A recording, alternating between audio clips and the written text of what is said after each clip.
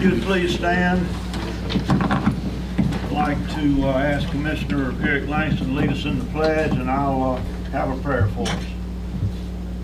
I pledge allegiance to the flag of the United States of America and to the republic for which it stands, one nation, under God, indivisible, with liberty and justice for all. This is a prayer I received from the Salvation Army. It's called a New Year's prayer. Heavenly Father, thank you for the blessed year ahead. May I serve you humbly, daily, by doing good work that spreads throughout our community. Grant me joy, strength, and wisdom. Help me be generous and kind. And please give me your peace so my heart and mind align.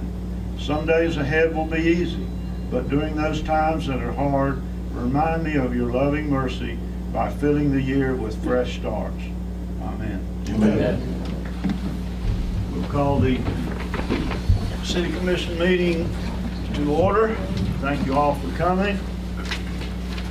And before I get to the consent agenda, I would like to say that the Martin Luther King Day celebration yesterday was wonderful. I'd like to applaud all that were involved in it, the organizers, the food preparers, the servers, all involved. The parade was great. It was, I think, a record crowd, and it was a very fitting tribute to Martin Luther King Jr. So thanks again to all that was involved in that.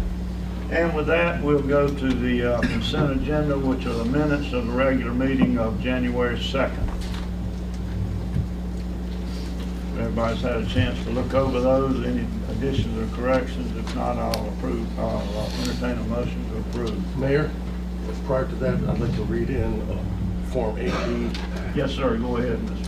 Yeah, Commissioner Lowry on January 7, 2020 for a vote held that day at that meeting regarding Ordinance 565 did fill out Form 8B memorandum of voting conflict for county, municipal, and other local public officers.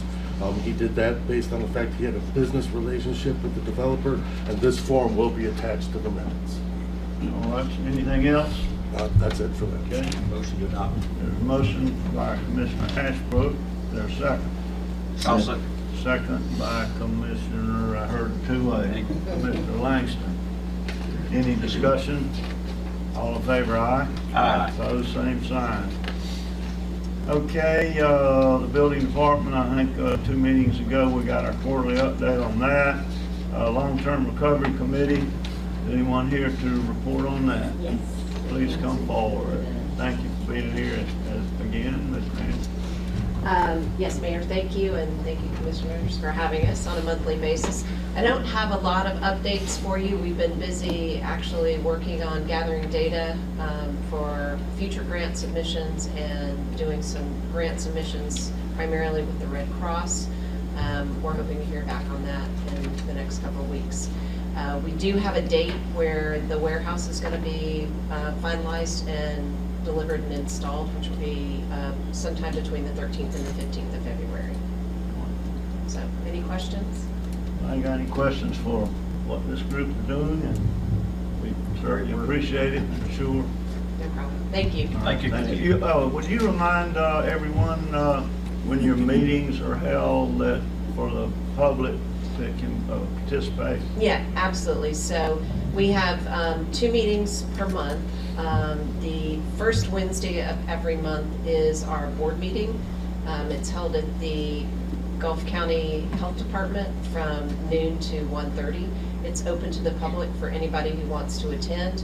We typically do board business primarily then. We also have a community meeting on the 3rd Wednesday of every month, and we rotate that to hopefully enable everyone in the county to be able to attend at least once in a 3-month period. We rotate between the Washington Improvement Center, the college here, the Gulf County campus, and then Weewahitchka. So this week, this Wednesday, we're actually going to be in Weewahitchka tomorrow from noon to 1:30 at the Methodist Church in downtown Weewahitchka. And then next month, in February, will actually be at the Washington Improvement Center. So we'd like to encourage everybody in the community to attend. Appreciate it. Yeah. Thanks again. You're I welcome. got a question. Yeah. You said noon to 1:30, that's central, When we meet in Weewha Hitchcock, it's Central Time. When we meet here in the city, it's Eastern Standard. thanks. So it's always noon, just, okay, thanks. Okay, PSJRA, Mr. David, anything? Not a lot of updates, Mayor. Mr. Bill is back in good spirits, and he will be here at 11 o'clock next Tuesday for a workshop, 12 o'clock meeting next Tuesday. Any questions for PSJRA? All right, Mr. City Attorney, it's your turn. Yes, Mayor. The first thing that I have is Ordinance 568, which is a small-scale amendment to the land use regulations of the City of Port St. Joe. And it's the property regarding the sheriff's office. And that's changing that from commercial to public use. And what I need is a vote to proceed to the first reading. Okay, everyone familiar with what they're trying to do?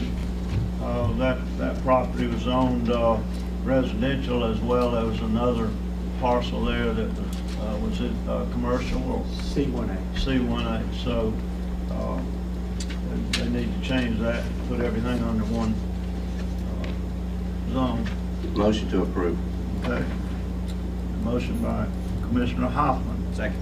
second by Commissioner Ashbrook. Any discussion from the audience concerning it? I got a question. What are they trying to do? Is that their parking or what? This is actually just for the actual zoning to change it to public. I believe they will be moving forward, trying to do some parking and additional upgrades in the back, but yes, sir, at this point is to change it from C1A and R2B to public. Because it is public use. Yes, sir. Okay. All in favor? Aye. Opposed, same sign. Motion carries 5-0. Ordinance number 568 is an ordinance amending the comprehensive plan, future land use map of the City of Port St. Joe, Florida, by and through procedures required for small-scale map amendments pursuant to authority under state statute section 163.3187, specifically changing parcel ID number 04842-100R from commercial to public use, and parcel ID number 04842-200R from residential to public use, and providing for repeal of any conflicting ordinances, providing for severability, and providing for an effective date.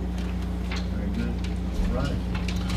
The only other thing that I have, your Mayor, is school tennis court lease update, and what that basically is I just need to know what the terms and I need my marching orders from the commission. I'm still working with Superintendent Norton on that to try to get a good partnership, possibly if we could get, a partnership with them to help us out with the upgrades, I guess you would say. Right now I guess we could say I'm still negotiating with him somewhat to see if we could get a better deal, with the exception of just leasing it and us having it all. But I think they're amenable to leasing it to us for a certain period of time, then it would all be ours. But if the board would like to just go ahead and entertain just nothing but a lease, I don't have a problem with that either. It just means that we've got to spend all our money to upgrade it. I await my orders. So I'm open for discussion. I'm fine with you still negotiating with him if that's what you wish. I go either way, but I think they're getting ready to be in some important negotiations on it, and this may not be a priority item for them, so we can go either way. I'd like to see us move forward with an agreement for a lease, a long-term lease, and then once we have that established, that we do in fact have rights to the courts, we could continue to look for funding both through the grants. We're waiting for an answer on moving some of the funding from the lighting then we've already submitted a request to the TDC for $150,000, which I'm going to speak on a little later. I think we need to finalize that with an actual vote, some words. But that would be another avenue to possibly look for funding if after the school board is called up with the teacher negotiations for the year, if they have some funding, I'd like to see it applied to the tennis court. If they don't have it, you've heard me say in the past, I would still like to move forward because the tennis players currently are without a tennis court, especially with lights, unless they're still down there playing on what's now virtually the pickleball court. Right, right. I don't have a problem either way. What's the pleasure of the board as far as the term of the lease? So we can, tell the attorney how to write something up, and then I can get with Superintendent Norton and see if his board would approve it. I agree with Commissioner Hoffman, except for the fact that I don't know that we should enter into a lease until we know that there's funding available. We don't have the money to put lights in right now. But if we can come up with something and say, look, we're all happy with this lease, we'll sign it once we know that there's funding available. We have no idea where that's coming from, right? Or any ideas on where that would come from? No, the first thing you have to do is ask for funding. I don't believe anybody's going to approach us to give us the funding. So I think the two could be working in conjunction with each other. If the worst case scenario was to come back that there was no funding, then you're going to see me support finding some funding in the city to at least resurface the court and restripe it. With that court, from what I've been told by the gentleman that gave us some prices, he's pretty much an expert in tennis court. He said the foundation of that particular court is the best that we have in the city. So I think we would still be in a better posture by spending the money if we have to do it in-house. Lights are another issue. Lights are very expensive. So we could still use the tennis court after a resurfacing and then continue to look for funding, maybe grant sources to tap into for the lighting. My only fear is from a liability standpoint. Once we sign a lease, that's our insurance covering that, and that's our risk. If we're not going to do anything with it, what's the point? But I agree that we're not going to be able to get funding unless we have control over it. So.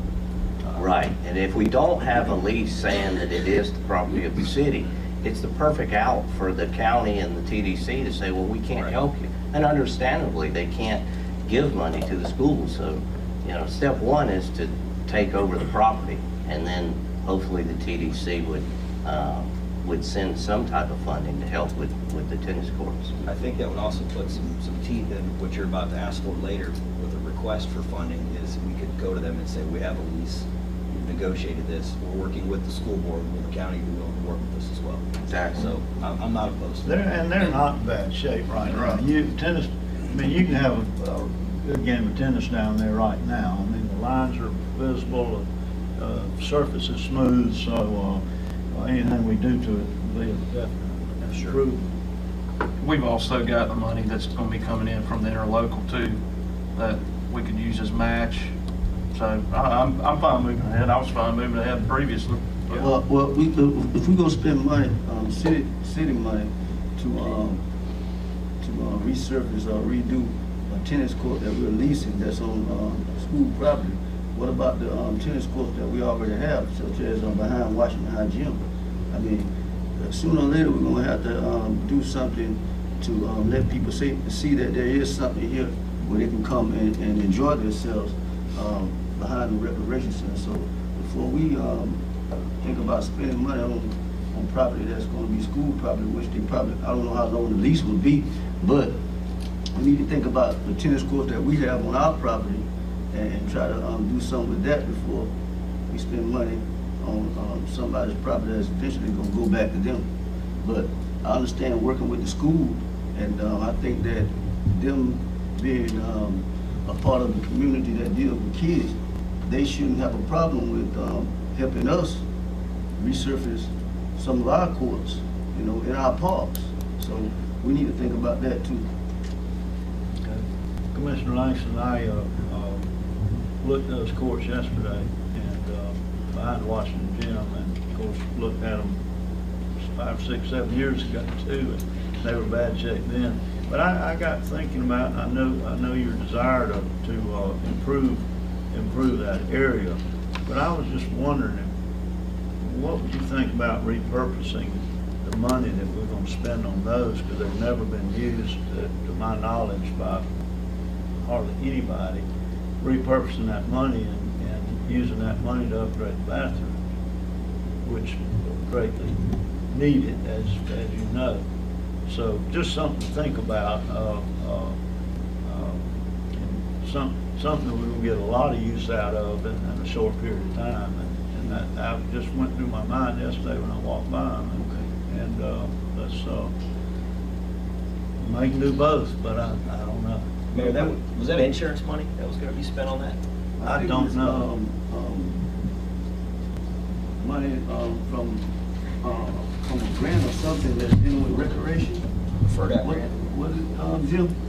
Right now, the current money, Mike can tell you more, but currently you have money available from insurance on there. We put the roof on and we've done some lighting work, but what do we have left as far as, you remember, Mike? The remaining funds we have from insurance and FEMA were put in the budget, in this fiscal budget for the windows. It was $68,000. $68,000 we got to work with. But that's what we have to work with, that of remaining insurance, You know, without allocating funds from another park to that And location. you know, playing the shell game a little bit with the money, we just got lighting in Washington Gym. It was fantastic yesterday. Do we think about this, and Jim brought this up to me, do we really need windows in there anymore? We got heat and air conditioning. Anytime we're in there, the lights are on. So back in the day when we didn't have good heating and cooling, you had those windows open up for ventilation. Do we want windows, or we want to repurpose that 68,000 to spend somewhere else? We make it insulated up there and cover those in something that looks nice, and for a lot less than 68,000. I mean, actually, the windows, you know, we can do away with them, but with $68,000, what would we do? What would we implement that at? I mean, would that be something to help us with the courts, since we're gonna take the money from the court and put it into the We bathroom? could do the courts, or we could do the bathrooms, or all of the above. I'd rather start with the bathroom, the Yeah. windows in the bathroom. I agree with you. We'll work on the tennis court. Yeah. later. Yeah, I think those two items are more priority. Right. And you know that more than I do, but I'm just being there looking around, I know that we need the restrooms. Yeah, so that we can do that. So anyway, back on the subject of the tennis court lease. Mayor, as far as terms go, what does a lighting lease would do? Because it's 10 years typically when they put up lights? Forever, It's forever? pretty much. Is it transferable? Because usually you pay that monthly bill, monthly reoccurring. Yeah, I'd say if we do go out, we plan on putting in lights and such, I wouldn't. I'd say no less than a 20-year lease. I agree. That's what I'm thinking. Yeah. 20 years good for everybody? You wanna- I was thinking 25, so that's, yeah, I'm good with 20. Okay. I entertain the motion to move forward with it. So move. There's a motion to move forward with the leasing the tennis courts from the Port St. Joe High School, Gulf County School Board. There's a second. Second by Commissioner Hoffman. Any further discussion? Discussion from the audience. All in favor, aye? Aye. Opposed, same sign. Motion passed 5-0. I'll get with you, we'll talk about some of the other Yep. terms. that we're gonna do. Okay. All right, thank you, sir. Anything else, Mr. Attorney? No, Mayor, that's it. Okay. All right, under old business. Yes, sir, Mayor. The first item we have is the government complex grant. I think Mayor had a conversation this morning with representatives from the St. Joe. Yeah, I did. I talked to David Harrelson about the appraisal that they've ordered.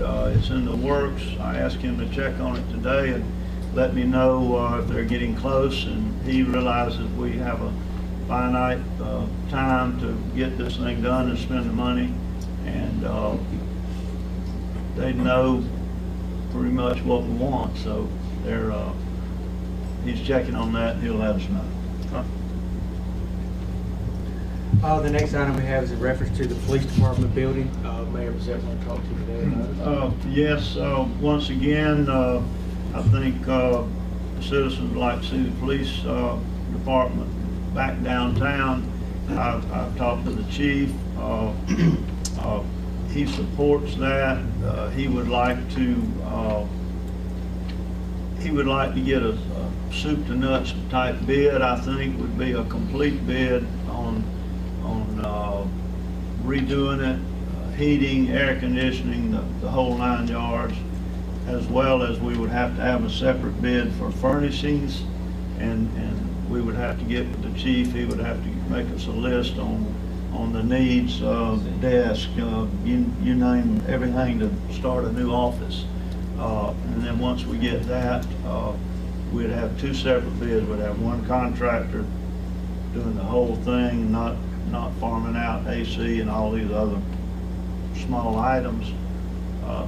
One contractor for that, and then we'd have one bid for furnishings. Looking forward to moving those furnishings to a new building in the future. So it wouldn't be like we're gonna leave them there when we get a new facility. So I would love to see us go out to bid. It's not gonna cost us anything. Let's see where we are and move on with getting our police department back home. Motion to rebid. Okay, there's a motion by Commissioner Ashbrook to rebid the renovation of the police building. And the furniture. All of it. Or you have one? Yeah, Everything. everything. Okay, I'll second that. And a second. Okay, further discussion? Anybody? Anybody? Okay, all in favor? I do have one question. What's in the budget insurance-wise? What number are we needing to be under? I don't have the insurance amount with me on the police department, but and the FEMA recovery is still in process. But we have submitted a list of furniture to be reimbursed and the damages. And FEMA will up whatever recovery we get based on the actual bid. Did we submit the last bid to FEMA? We did Okay. submit the last bid, but that wasn't all inclusive. I think that was Right. just the electrical and a few other items. So FEMA's indicating they will work with us, but they have not finalized those numbers. Unfortunately, I don't have the insurance numbers in front of me. I thought it was somewhere like 80,000. That's what I'm thinking, under 100. Yeah. And the last bid was like 150, 160, I thought. It was pretty high. I don't remember what. Okay, any further discussion? All in favor, aye? Aye. Opposed, same sign, motion passed 5-0. We'll move on with that, thank you very much. The next item is a reference to the Gateway Apartments Phase 2. We had a brief discussion in our last meeting. Commissioner Ashbrook, you want to talk to you today about it? Yeah, I received a letter from the Paces Foundation basically telling us, outlining their request. I think y'all have received a copy of their request, and I believe we have the traffic engineer possibly here today, a representative from Royal American and Paces Foundation, so we can get all of our questions answered. If somebody wants to come up and take it Okay. forward.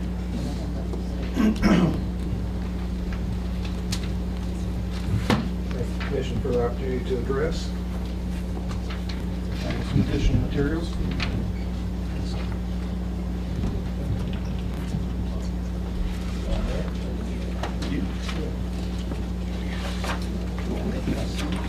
And like one for the-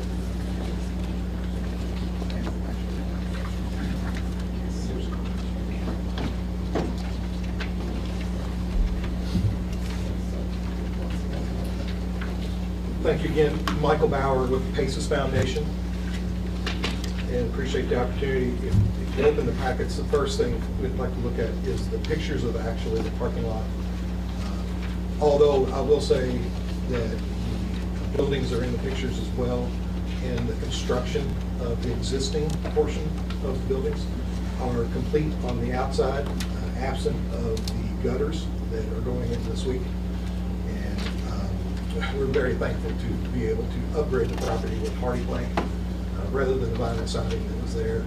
And we do have some further insurance negotiations going on, but there are some interior units, 16 units that are damaged, that we will start construction very soon.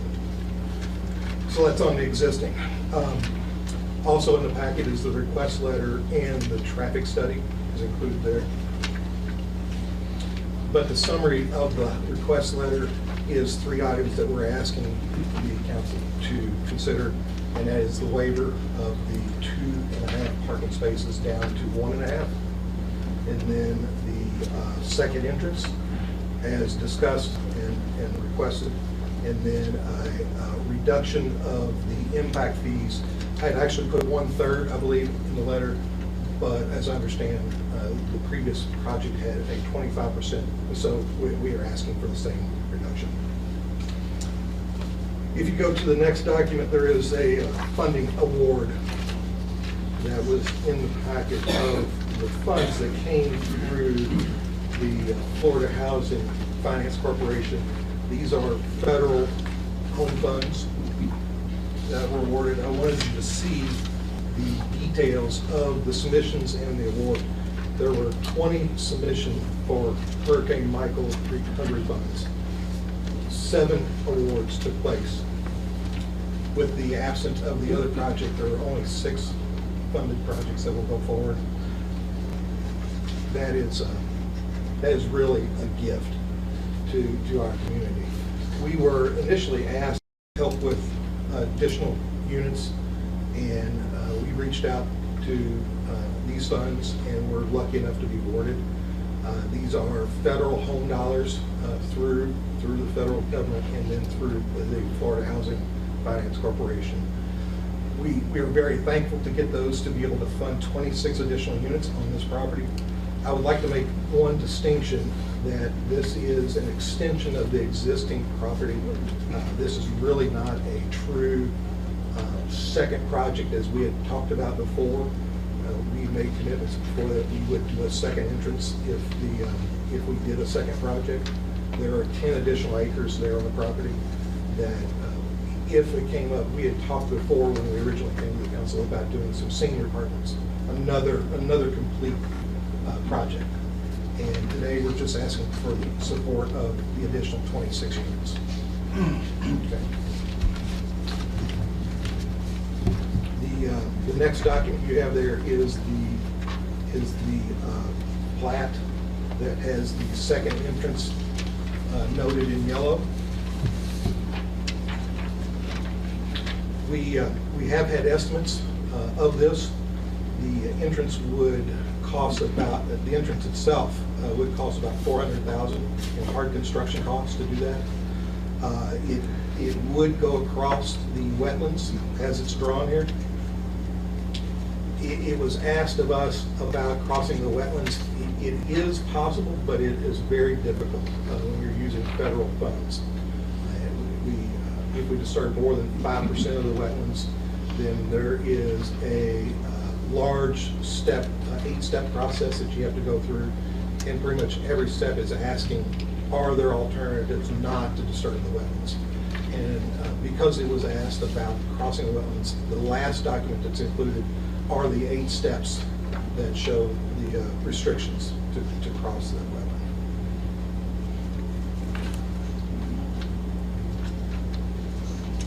So in the funding of this project, I was asked yesterday, is it a viable project? And with this vote, yes, but I worry that we are at a crossroads, and I really need your support and help to be able to add these additional 26 units. I would encourage you to vote as a positive. We're here to answer questions. We have our property management company who handles the daily activities, and we have the traffic study planner here to answer any questions about the traffic study. Yeah, I've got questions about the traffic study. On page 1, help me understand that in the morning there are only 9 vehicles exiting the property. Is that what this says? Yes, sir. It's saying, I'm Mick Cleveland, HSA Consulting Group, transportation planner. What that is saying is the total trip generation would be 9 trips. So what you're saying, there are 9 vehicles leave there in the morning? and 11 come back in the afternoon? Uh, Out of all the cars? No, that- sir, that's not exactly what it's All saying. right, help me. Saying there's 9 total trips in the AM peak, 2 of which are entering trips and 7 are exiting within that hour. And then, now it's not the same car exiting and entering within the hour, but it's just the count within that AM peak. And then in the PM peak, there's 11 total trips, 7 of which are entering and 4 exiting. So that possibly the 8:30 hour or something I was like gonna say, that. this isn't a 24-hour clock then, Right. this is just 1 hour in the morning, 1 hour at night. The AM peak was 7 to 8 AM, and then PM is 4:30 to 5:30. That really doesn't tell me about the traffic that's coming in and out of that facility on a daily basis, unless you can extrapolate that out for Well, me and give me an We idea. didn't do a daily count because at the time we did this study, really the purpose was for traffic concurrency, so we focused more on the roadways that are classified in the comprehensive plan, US 98 and 71. So at the time, we didn't, the purpose of the study wasn't to assess Broad Street or any of the local streets. But we did do a count, a turning movement count at Broad Street and Clifford Sims right at the entrance to the apartments. And it wasn't a daily count, but we counted 2 hours in the AM and 2 hours in the PM. From the volumes within those peak hour counts, it's safe to estimate the daily volume on Broad Street would be in the range of 200 to 300 per day. 200 to 300 per day, Right. but that's not in your study? No. I think, Mr. Mayor, if I could. Yeah, go ahead, Commissioner Ryan. How many units, you've got 16 units that are not being used, they're, right? Is that what I just heard? That's correct. So that's gonna affect the study as well. Is that correct? Or did you, I don't know if that was the case when we did the count, which was in July, but the trips that you see there on page 1, the 9 AM trips, 11 PM trips, that's strictly based on what's being proposed and not what's there now. If there are additional units there that are existing and are not being used, then yeah, that could, if they were occupied, that would bump up the existing trips somewhat. I was over there last week at the complex, and there wasn't a whole lot of traffic that I seen, but I didn't realize there were 16 units that weren't being used. Also, too, they're only asking for another 26 units, not the how many total units you have now? 50 total, so basically half of what they're. So if the 200 trips, another half of that, and we possibly 300 trips a day. Somewhere in that neighborhood. Down Broad Street, mostly down Broad Street. But your study didn't really focus on the traffic flow of the 2 roads that are mainly used for entering and exiting the property. No, we collected data on what was going on there, but the study wasn't specifically to assess the capacity of those roadways. Can you understand why I'm not real thrilled to hear that? Because our concern, or my concern, I'll just speak on my concern. My concern is to allow a project to move forward with the least amount of negative impact with the people that are going to be affected. And the people that are going to have a negative impact would be those very people that are living on those 2 blocks.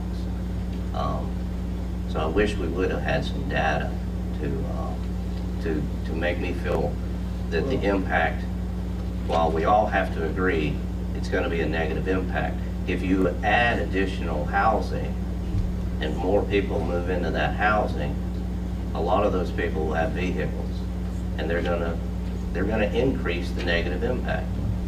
So we really need to be focusing on the people that live in that impact zone. And I spent a little time, and I spoke to a couple people. Mr. Smiley was nice enough to ride me around and speak to one neighbor who lives right there at the intersection. And I think that if we're going to move forward, then we have to give the people that live in that area ample time to be heard. And that's where I am today. I think it's a great idea to help with housing, but we have to look at a way to figure out, can we build this road? Last meeting, we discussed the possibility of partnering with the county. I spoke to Mike yesterday on the phone and talked about reaching out to Representative Show, our Senator Mudford, and then finding out, one, when does the money expire? Right, currently there's no deadline on the money. I understand there's concern that the money will eventually go away. We don't want to lose the money, but we need to be focusing on doing the project and doing it properly, not rushing into it because we have concerns of a deadline. That's what I would like us to really spend the time meeting and discussing. I think a workshop would probably be a great idea. Get all the parties together, see if the county's interested in helping the city and helping build this road that has to go through. That's where I am today. Can I say something? Yes, sir, you're next. I know that we really need housing. We definitely need housing, and that's a main priority. And I would go along with the project. I think we do need to have a workshop with all the neighbors in that area, and if we can come up with something to make this with a compromise that will make this thing happen, you know, I'm behind it 100%. I think that the traffic is somewhat bad sometimes, and I think that that we could move forward in some type of agreement to allow both parties to be satisfied with what's going on, and also not leaving out the people that live in that area. I think it's important that we voice our opinion. I live in that area, but if we can get them in a workshop or something, to see how they feel about the apartments, or anybody within the city, you know, come out and voice your opinion about what's going on. I think it'll make it easier for us and easier for you guys. I certainly appreciate coming in and building it and wanting to build the apartments, but I don't think we need to move real fast. I think we need to think about some things before we go into it. But if we can have a workshop to see how to, I'm not saying I'm against it. I want to make sure everybody understands that, because I know we definitely need housing. I just want to make sure that we do this thing in the right way so that everybody be satisfied with what's going on with this project. We have people in our neighborhood that really does need this. The rental houses in the Northport St. Joe area, I can speak for that. The rental houses in the Northport St. Joe area have been either destroyed or they're in bad conditions, and insurances are moving slow.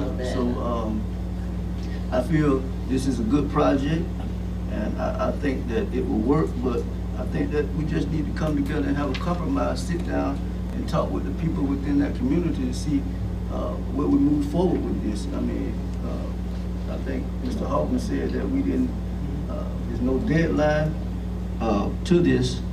So I feel that we don't have to rush into it.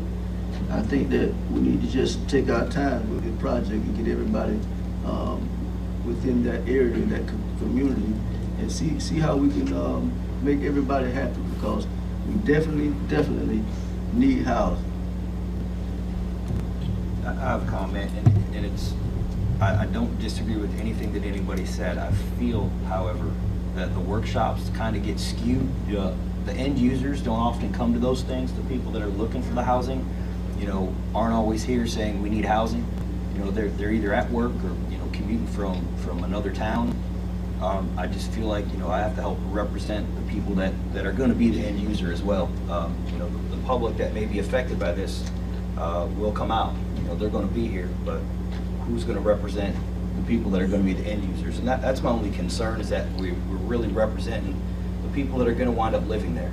You know, the last time this went around, we heard a lot of people that had complaints or questions that had a place to live. You know, it's tough to kind of weigh what would those people want, you know, that are looking for a place. Well, I'm not saying that we don't do the project. Yeah.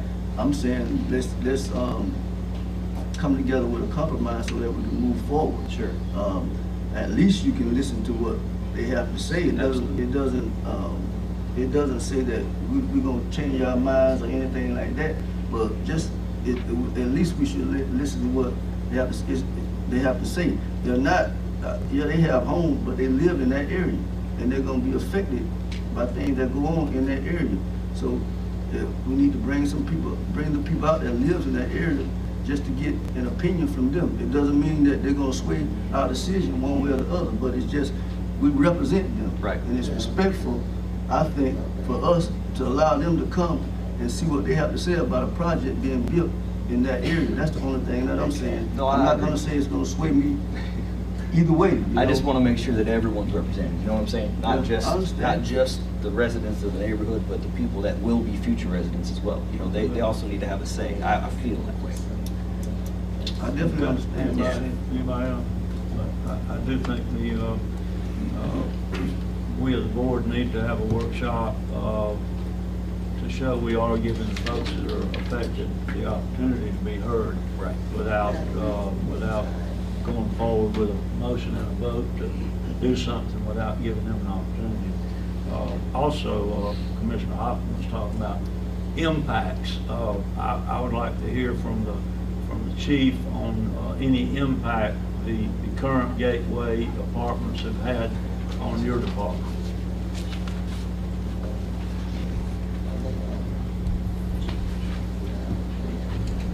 Are we talking about call volume?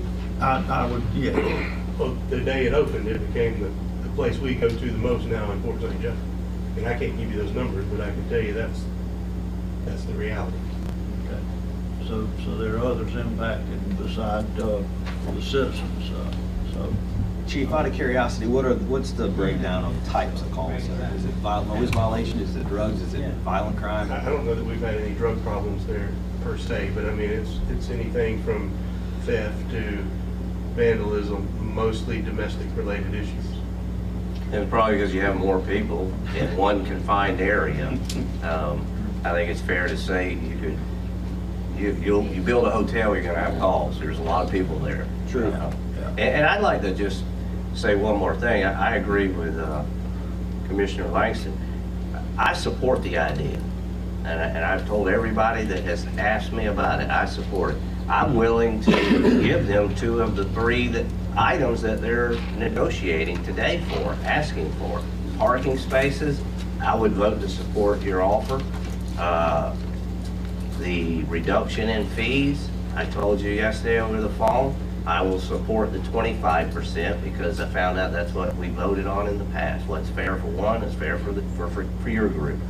But I can't support just going into an agreement to waive this entrance and exit only because it affects other people besides myself. And I think we need to do our due diligence and make sure that we have the information available for those people. The study that you did really didn't help. It didn't focus on the impact of traffic up and down those 2 blocks. And that's where it should have been focused on. It was focused on the direct entrance, not those ulterior streets. Yeah. And I think you really got to branch out and give the opportunity to study the impact of cars going and coming and going up and down the roads. The number I just heard was 200, and that really surprised me. So that's all I have, Mr. Mayor. any more questions for this gentleman before I open it up? I've just got a comment, and it, you know, if you look at the map where they drew the yellow potential roads in, people are going to use what's most convenient. You know, there's no guarantee that if there's a second entrance that they're going to ever use it. People are going to take what's most convenient to where they're currently parked. Just something to keep in mind, that just because you build it doesn't mean it's going to get used. It's true. Let me say this too. It's a road in the rear of the apartments. It's a dirt road that goes to By industrial. the tracks. Yeah, Yeah. industrial road. If we could get together with the county or the city and see if we can get that road paved.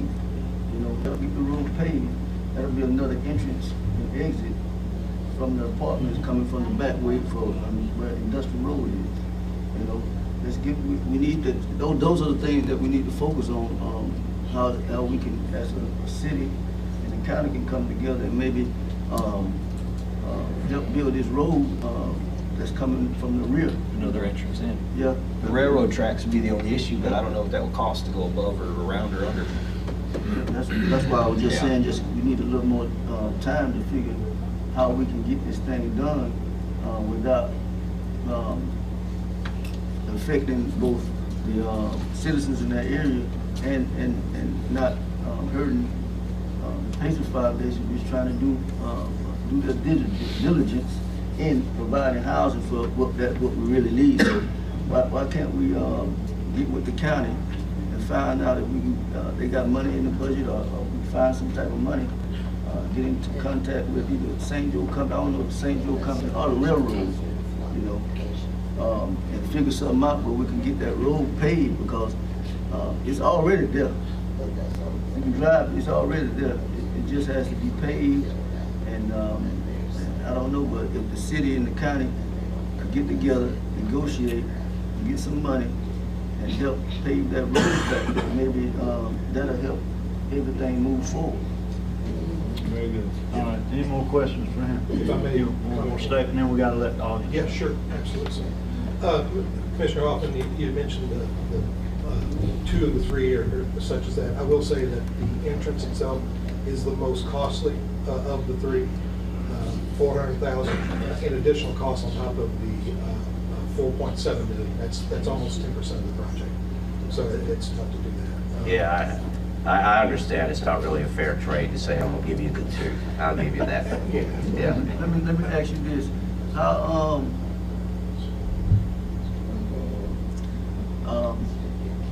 could I put it?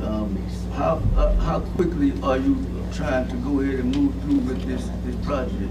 If we get a yes vote today approving the items that we've asked for, we would immediately go to planning and engineering to move forward with the project. So how much of a delay will it take? I mean, say if we, couple of weeks or 4 weeks from now, if we go to the county or we have a workshop in a week and a half, and then we figure something out with the county in another week or 2 to try to get this road paved, get money for this road to get paved. How far would that put you back into, what is your, what are you looking for? What are you looking for to have this project done? I mean, what?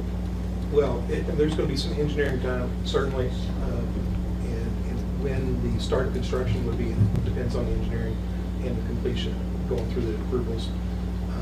But this is the first step to get that. The impact of the second entrance is really drastic to the cost. We would like to start as quickly as possible, and we're certainly open to deal with community in any case. And even if this doesn't go through, we're open to talk.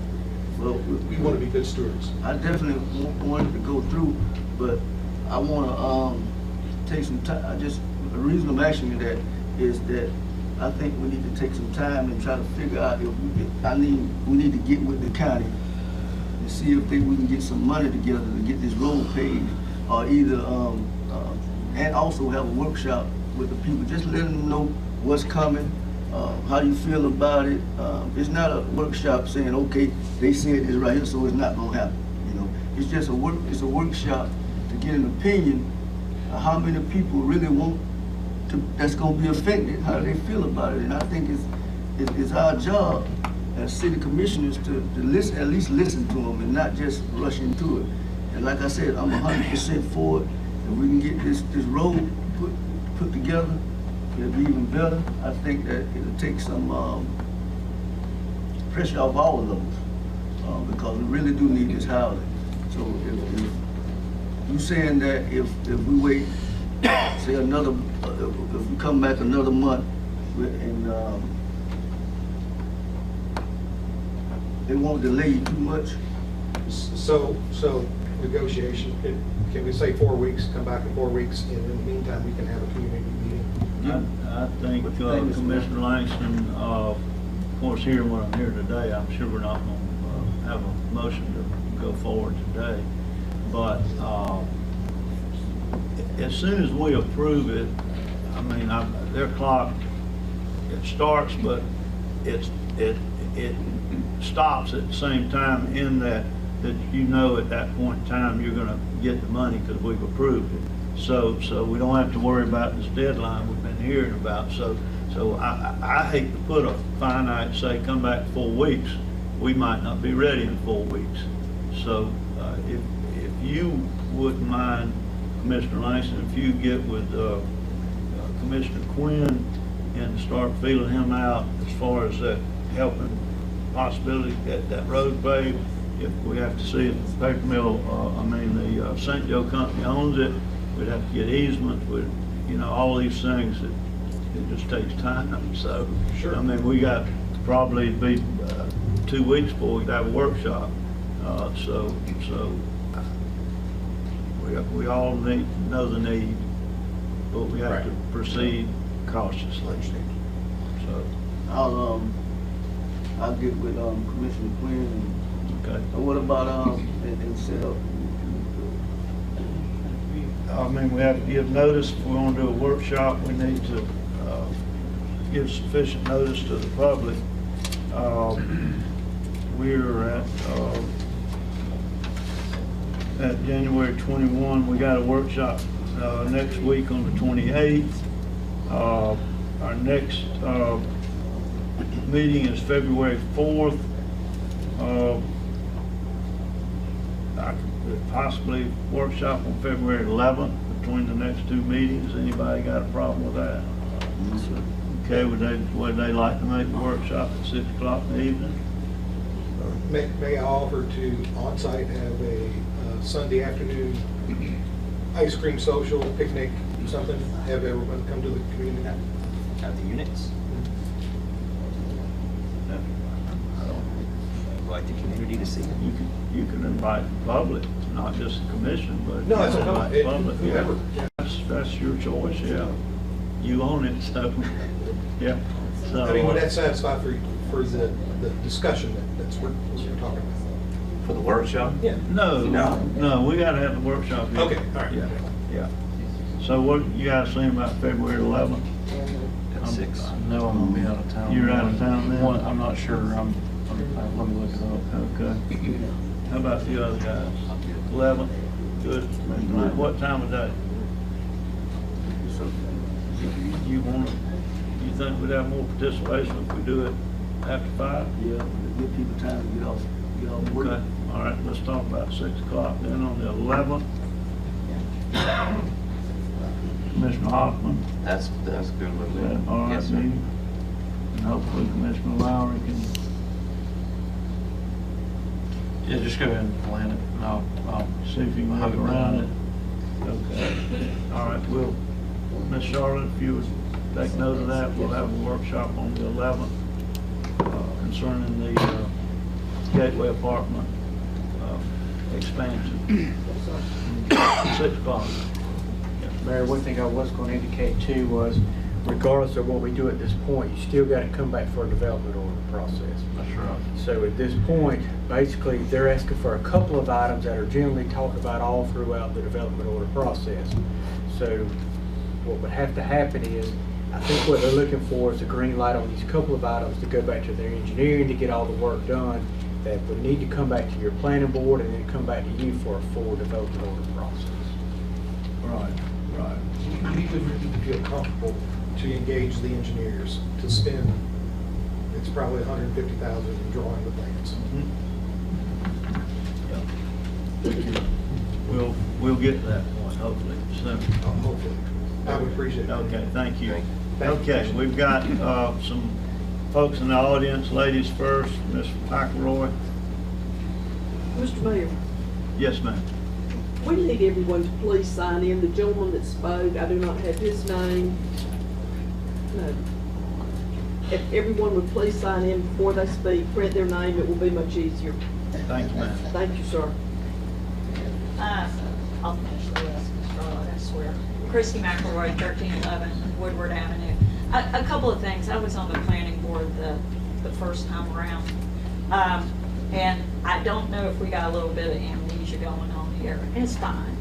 But there were plenty of people because they were wearing T-shirts. And Mr. Mayor, I'm sure you remember, they were wearing T-shirts to support the project. It is fair balance to have workshops. This affects how our police force works, how our toilets flush, traffic, everything. I want to ask y'all something though. How many sidewalks are along those roads?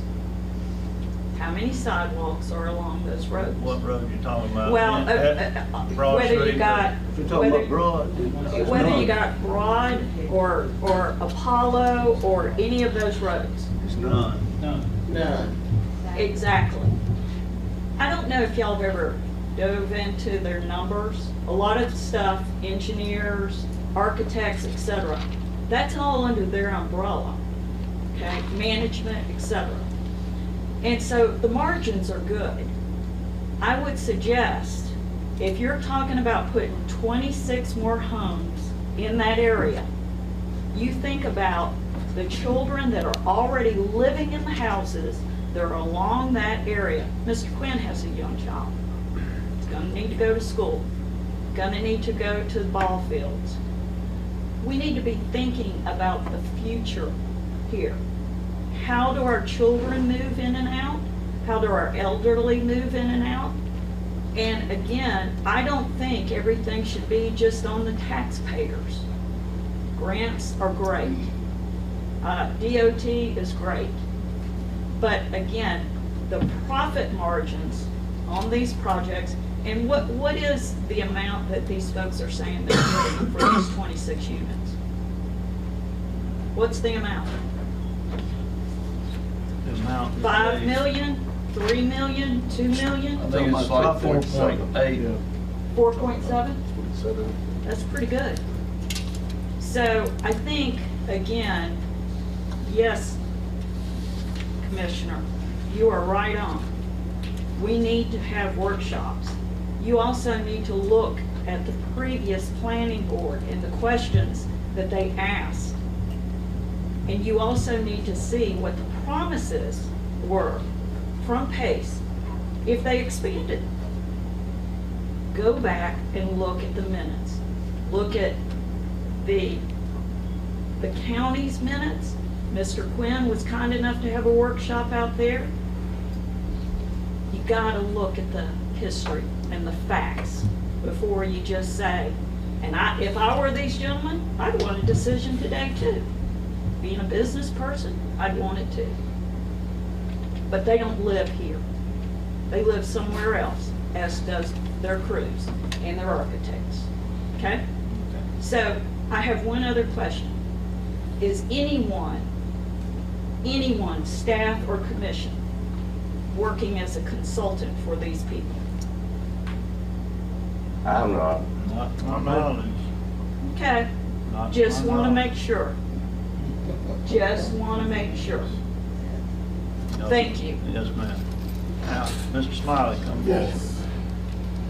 How you guys doing? Pretty good, then. You know, we talk about traffic study. First, I want to ask, does this really, what I got to give is, I don't have it wrote down on a piece of paper. I moved in the neighborhood in 1990. So I've been there ever since 1990. I was born and raised over there. I watched the first set of houses get built over there. Matter of fact, I helped, there was a man who built them. His name was they called him Mr. Jughead, but he was a real good builder. You probably remember him, Mr. But anyway, when all that first got started over there, so I know, I'm not going on no piece of paper, somebody sitting here telling me what took place. I'm going on with Tan Smiley though. Ain't no 200 cars come over there in a week. Me and the commissioner sat right there and watched somebody get out their car in the middle of the road, go in the house, go in. Speak for it, speak. Okay, they went out, got out in their car, parked in the middle of the road, went in the house, did what they had to do, come back out again. Now that's the problem we got with the traffic. The problem that we got, we need houses. Y'all guys don't want to address the houses. It's a set of 5 railroad tracks behind those apartments. To go across that, that's gonna be a job. Okay, you got wetlands all around it. I know this project when it first got started. I'm the one who got it started. Now, what I'm trying to say, from this table forward, well, no, don't none of you guys can put in an application and live out there because you make too much. Okay? We putting out there for something for somebody who needs it. People lost their homes. People don't have nowhere to stay. We got people right here, 4 and 5 people living in a house together. We need those apartments. I understand what you're saying about a workshop. We was here a while back. You know it was a conversation because I brought it up back then. I talked to Mr. Robert James personally myself, who lived right across the street from me. Tan, I don't even know the out there. Talked to you about talking to Mr. Jenkins personally. Have no problem with it. Talked to Mr. Davis down there personally. Have no problem with it. Talked to Mr. David Lewis over there personally. All these people I talked to personally. Because I understand what you're saying, Mr. Rex. I want you to listen to what I'm saying though. I'm listening. While we sitting here waiting for the ink to dry on the paper, people need somewhere to live. That's what I'm saying. We got it. That other group come in here, there was a 5-0 vote to allow them to build their apartments.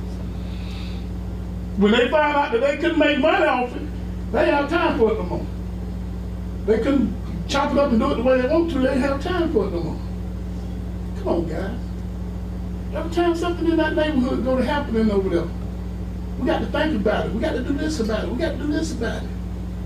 I sit back there and I watch stuff get passed all day long. And I'm just saying, I see it.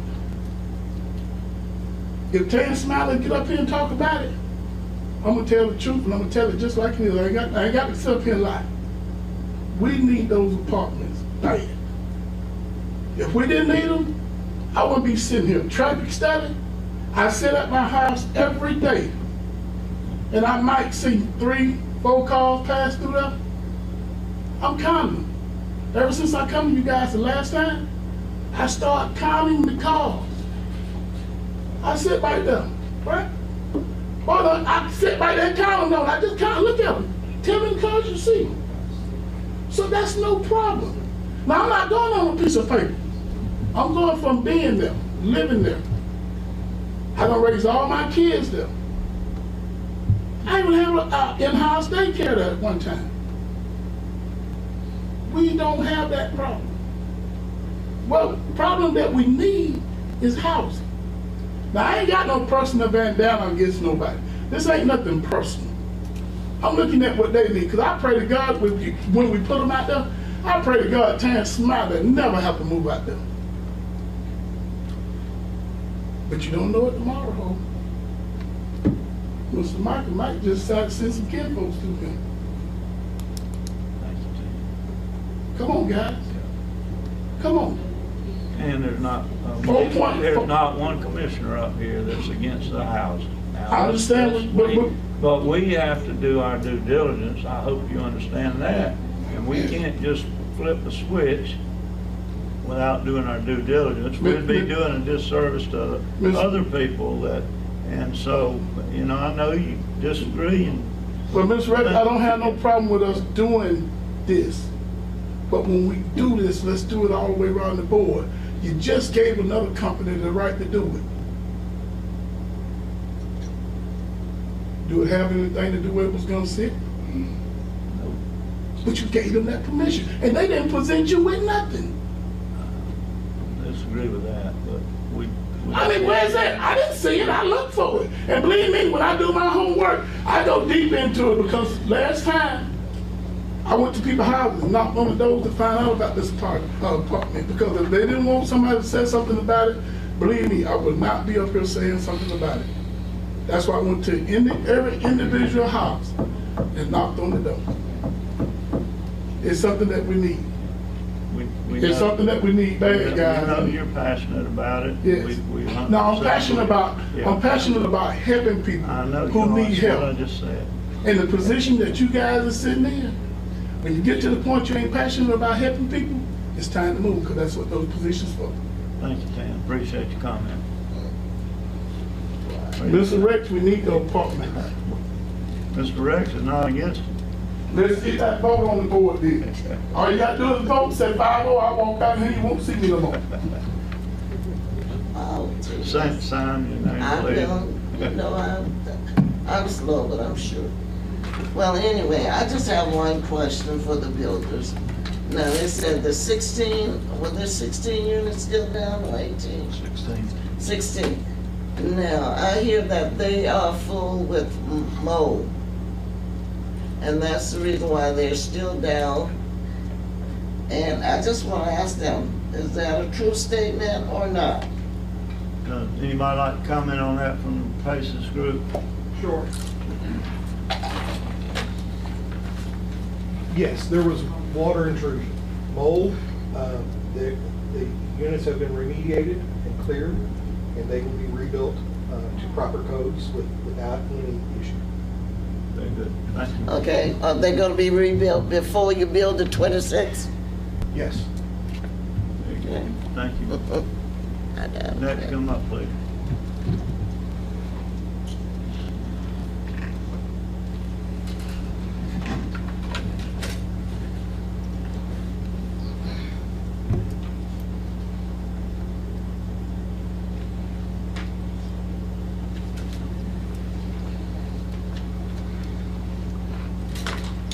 Hello. Okay. I have State your name, please. Marquita Tompkins, 321 Avenue. I've heard a lot about the logistics of these. I hear the talks of logistics, and my question is, and this may not be the forum for this type of dialogue, I'm not sure, but my whole thing is, has anyone worked with them on their application process? I mean, you have to consider the community where you have these things placed. And if your application requirements are restricting a good bit of the population of that particular community due to, you know, your strict application requirements, it's not doing any good. It's not for the edification of that community anyway. You can put 100 there, but if nobody's gonna be able to qualify or they're gonna be excluded, then it's really pointless anyway. So I just ask that in all of your considering and all of the workshops, I implore you for someone to work with them on application processes and their exclusions, because a lot of people that are in that community are being excluded anyway, so they can't go there anyway. So, I mean, it's almost pointless. I hope they'll participate and bring that forward. That'd be good.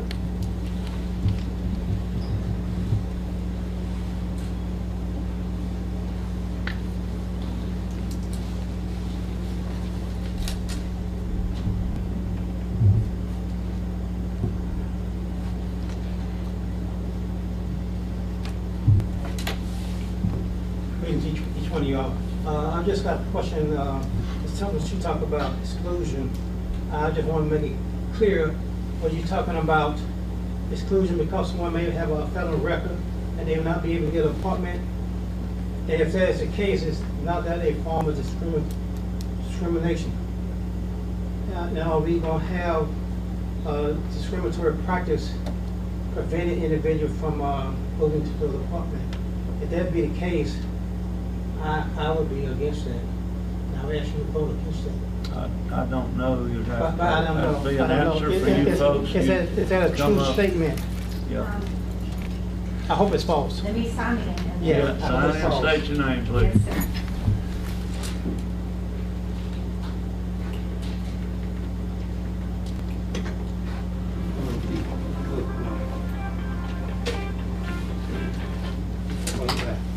Good morning. My name is Judy Williams, and I'm with Royal American Management. We manage Gateway Apartments.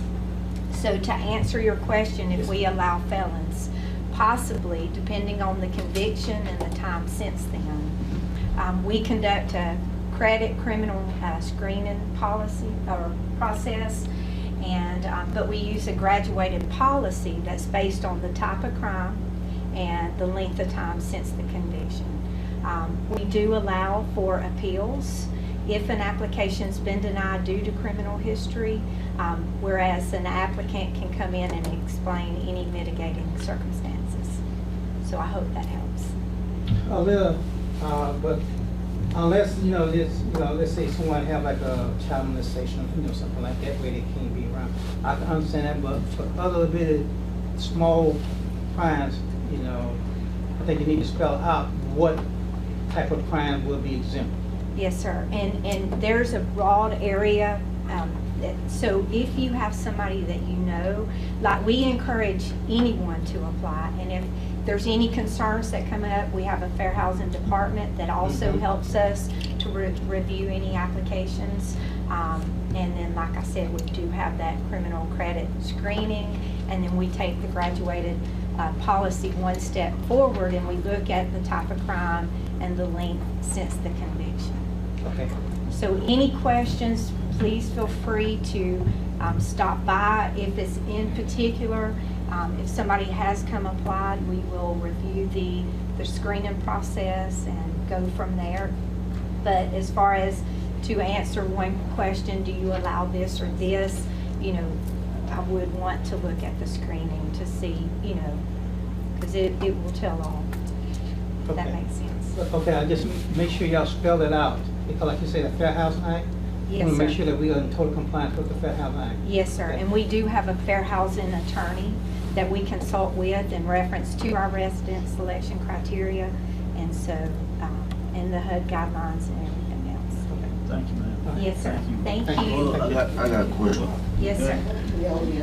What is the time frame from when the person gets out of prison, and then say if I get out of prison and I've been out 3 years and I come and I apply, what's the time frame that I need to be out before I even be considered to move into apartments? Again, we would want to look at your screening to see, we would want to look at your overall credit criminal screening, and we do have that graduated policy in place, and we do have our fair housing department that helps us with that as well. So I don't want to answer a specific question without looking at a screening to say, what type of crime, because we do look at, the type of crime and the length of time since the conviction. Well, I understand violent criminals or child molestation, anything like that. I understand you're not even wanting them to be in that apartment complex.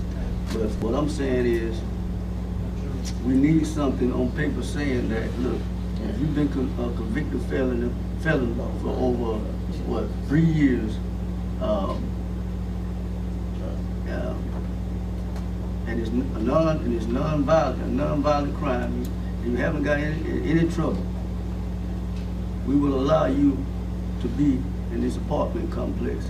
Now, you saying looking at the screenings, I mean, I understand that too, but if I'm just getting out of prison, I'm just getting home with my family, I found me a good job, we're working hard, and I come to you in 3 years, I get this screening, but you don't allow me to get there because I've only been out for 3 years. And you think that I should be out longer than that. Is that what you're thinking, or is that policy? Well, we do have a policy in place, and like I said, we use a graduated policy, and it's based on the crime and the length of time since the conviction that we would look at that. But to answer specifically, like on a case by case, I don't think that I could do that, because I would need to see the screening, what all is on the screening process, you know, in order to review it. And then if the property manager had questions, then of course it goes to the regional manager. If the regional manager has questions, it comes to me. Along with all of that, we also reach out to, when it related to crime-related incidents, you know, we do reach out to our Fair Housing Department for those guidance, you know. But we also allow appeals. So if there's some, you know, if an application has been denied due to criminal history, we allow appeals for the applicant to explain any mitigating circumstances. I'm not, the appeal that, it's just a question that I had about, it's not anybody that I know that I right now that has applied. I just wanted to make sure that when a person gets out of prison, that they've done their time. They did their due justice. I don't think that they should be held down without a place to stay. If they've been walking a straight road, we're talking about for a good 3 years, I don't think that they should be held down or held back because of you do the screening and you say, look, I don't like this particular person. I don't like the way he looks. Not saying black or white. That's because we got whites, Latinos, people of color been incarcerated too, you know, also. But I just want to make sure that we can look at a policy and say, look, if I fill this application out, shoot, I haven't been out for 3 years. So if I fill this application, there's no sense in me even trying to fill this application out. But if I done got out, got me a job, and I say to myself, look, I've been working for 3 years, the application say, if I haven't been convicted of anything, any other crime in these 3 years, I know I can get this apartment because I fit every other criteria. You know, I just feel like it should be a year a certain time should be implemented in that contract without having you to go screen and say, look, I just don't like this person. You don't look right. And then that'll take a lot off you too. You know? Yes, sir. That's the only thing that I'm saying. I'm gonna give you my card, and any questions that you have, please reach out, and I'll get you. And Mr. Langston, and Marvin too. Yes. The purpose of the workshop is to get most of this answered. Yes, sir. I mean, we can beat this thing to death all day, and it's not fair to them and other people. We'll have a workshop, and that'll last as long as we need to. We get questions. And I recommend that any questions that you guys have before the workshop, please reach out to the commissioner, give him your questions. He can reach out directly to me. And so we can make sure, because, you know. Hold on. It would be very advantageous to us if you could email us a copy of the application process and your policies for admittance. That way we'd be somewhat educated. We may not have to ask all these questions we're trying to ask you today. And that's what I was going to ask. Can you let us review, you got a policy and everything? She'll send those to the city commissioner. Those will be public record. You can get them from anybody from the city. Thank you. We need to look at it. Yes, sir. Hope it modified too. Yes, sir. Thank you. Thank you. All right, guys, let's move on to the next, under new business. Yes, sir, Mayor. The first 2 items on there, we had a brief discussion on the last meeting in reference to commissioner terms and qualifying fee/petition process. We did give you some of the paperwork that outlines it in your charter, as well as the Florida statute on it. One thing to keep in mind, Ms. Pierce did reach out to the supervisor election, and as far as the qualifying fee petition process, he felt this year was not adequate time to put that in place for this year's new understanding. But it is there for your discussion. Okay. Anybody? I'll speak on it if I may, Mr. Mayor. My intention is to encourage the residents of Port St. Joe to be more involved, not only attending the meeting, but running for the seats that we sit in. I think that's important. And I looked at, now that I've been in this seat for almost 2 years, the term that I'm in will come up for an election process soon. And I started asking myself, well, you know, have I learned what I need to know to do an efficient job? And I think I've applied myself properly, but I think it's also fair to say I feel like there's a lot that I still don't know. I believe a 4-year term would give people the opportunity to learn the job and be more efficient in the job. So I think it keeps people from being interested in running. I mean, I looked at it when I thought, well, I'd like to be a city commissioner. And then I looked and saw it's a 2-year term. I was very surprised that it was only 2 years. So I did a little research, and Ms. Charlotte supplied a lot of data on it. This came about back in 71, 72 is when that was written. We still have language in our charter that when it talks about what do you do to run, it says you pay 35 bucks. Well, we all know that's not the case because the Florida statute has moved forward and kept up with the times. And I'm not going to spend a lot of time today now that I found out that we can't even get it on the ballot if we wanted to in this next cycle. But I think we should start as a community talking amongst ourselves and figure out, do we still want to stay at 2-year term? And if that's what the citizens of St. Joe prefer, then we'll stay at 2 years. But I think we would be doing ourselves an injustice not to at least open up and start talking about the pros and the cons. There is some benefits to the 4-year term, and I know that I've had a couple of friends of mine remind me that the downside is, well, what if you get someone in there that you don't want in there? You're stuck with them for 4 years. I get that. But we have to deal with that with nearly every elected official, not only in the county, but in the state of Florida as well. So all I'm doing is asking that we start talking about it and we start looking at it. It's not going to happen this next cycle, but maybe the following cycle we could have the time to speak. We may end up having a workshop on it. I would, and I still support the idea that Mr. Smiley had suggested that we entertain the ability to allow people to take petitions. Currently, it's $500 and something. That's based on a portion of the salary that's paid. That's how that comes up. That's also from the Florida statute. Eventually, I think we're going to direct our attorney to look at language that says the city of St. Joe should just be following the statutes. And that's saying the statute gives you 2 ways. One, petition, 1% of the number of voters, or you pay 3%, I believe, of the salary, and that's where they come up with the 500 bucks.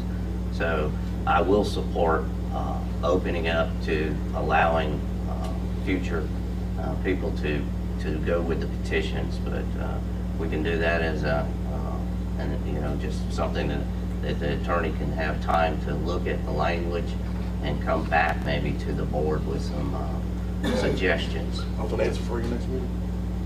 That's where we're at. I would support that as far as the petition and the qualifying fee situation goes. The 4-year term definitely has some merit. Of course, sitting out there, I can see the downside of it also, but you know, I'm going on my 11th year and I'm still learning. There's a lot to learn to make it work for you and the community. So, but I'm good with let's keep talking about it, but the petition part, I think I'd like to see it come back to us for a vote. Right. If for nothing else, we need to update the language in our charter that says in order to run, you pay $35. I think follow the state statute anyway, so I know. Right. We have to follow the guidelines of the Florida statute. Suspicion. So do it. Yeah. Just follow the state statute. Yeah. Any of those changes would have to be put on the ballot, right?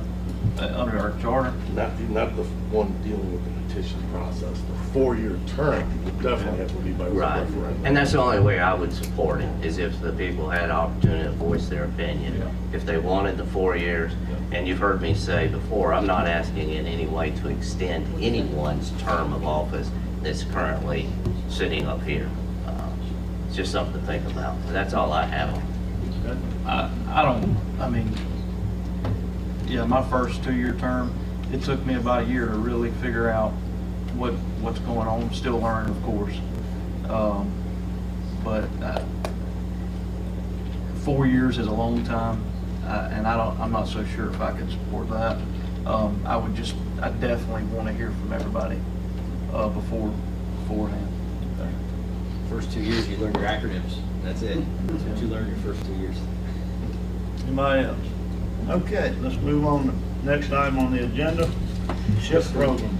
SHIP program request. If you turn to page 63 and 64, you have a request from Judge Paul, the SHIP program in reference to impact fees.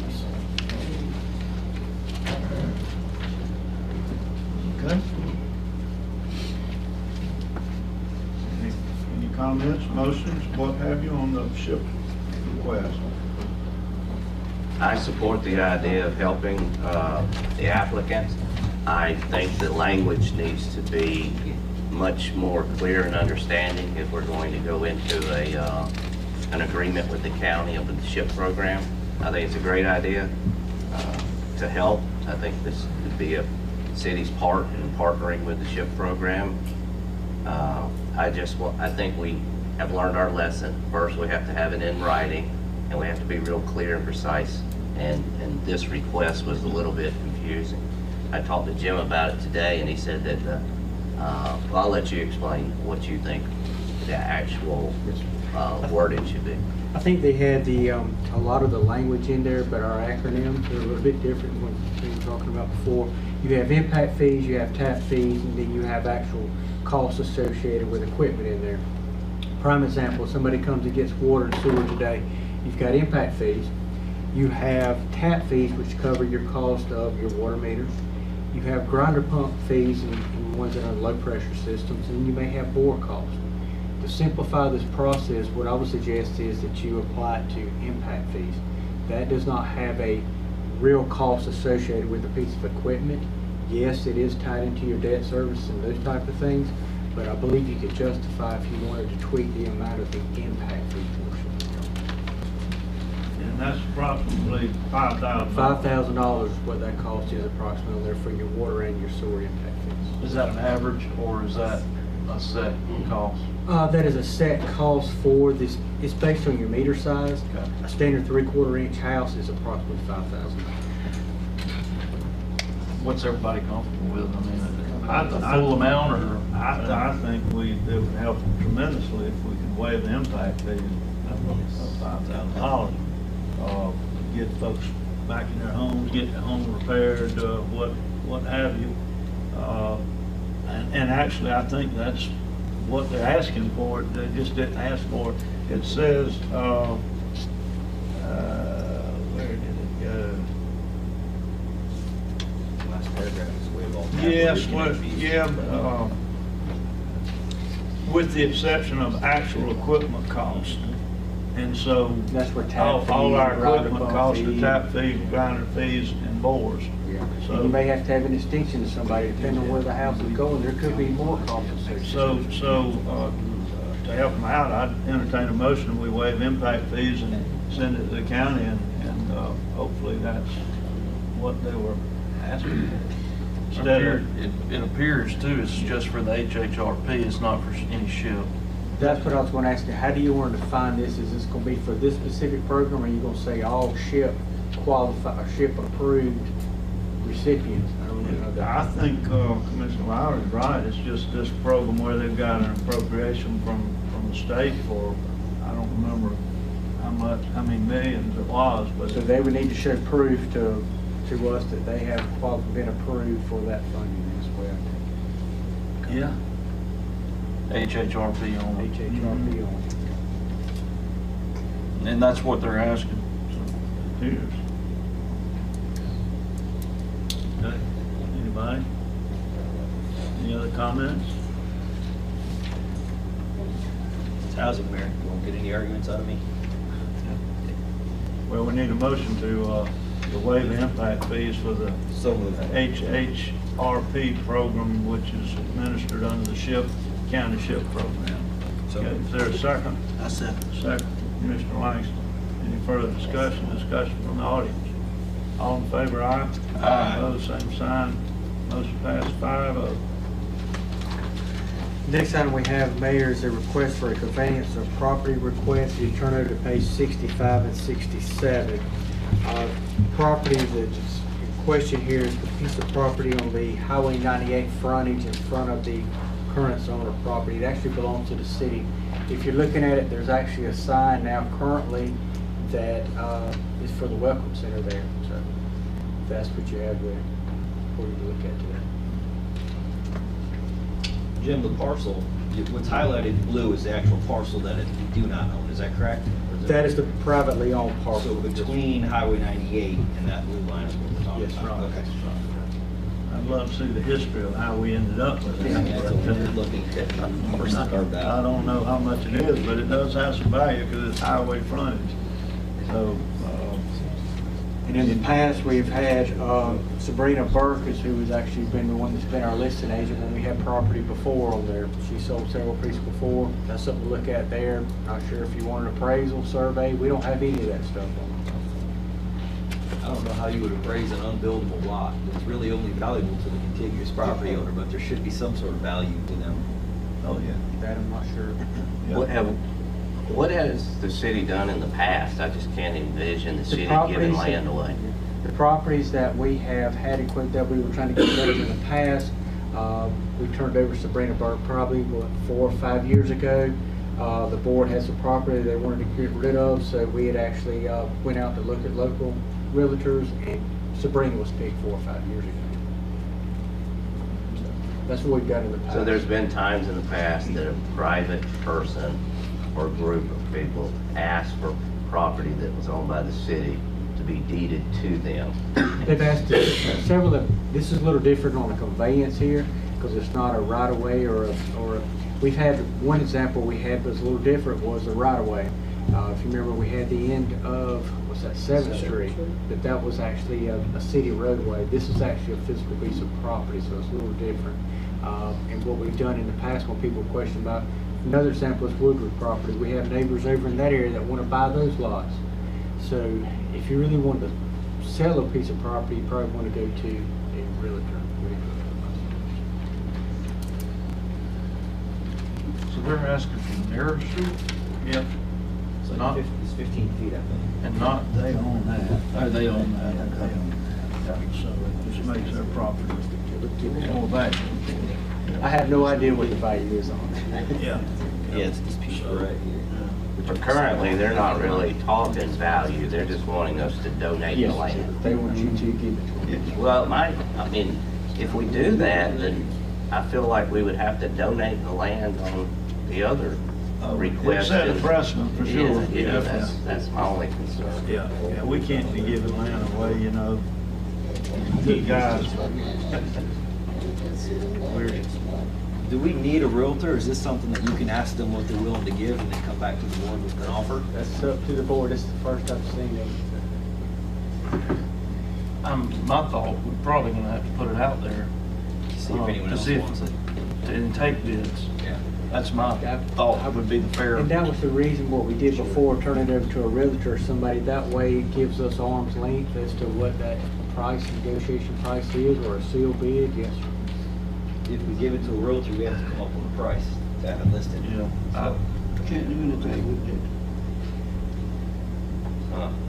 But currently, we just need to decide, are we gonna give them the property? 'Cause that's what request. the item is on the agenda. And then we can figure out what, Yes, sir, if you were to do something. yeah. So we entertain a motion to deny the request, and we can. Motion to deny the request. Okay. And there's- I'll second that. Is there, and a second by Commissioner Ashford.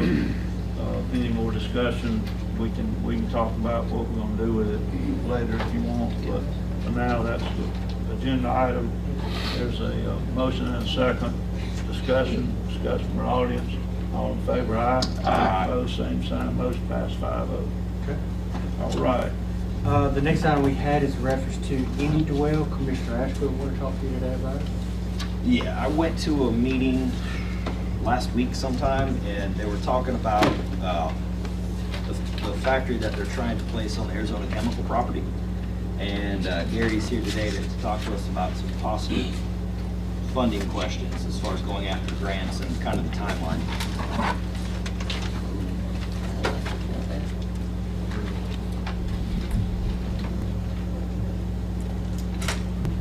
Mr. Mayor, Commissioners.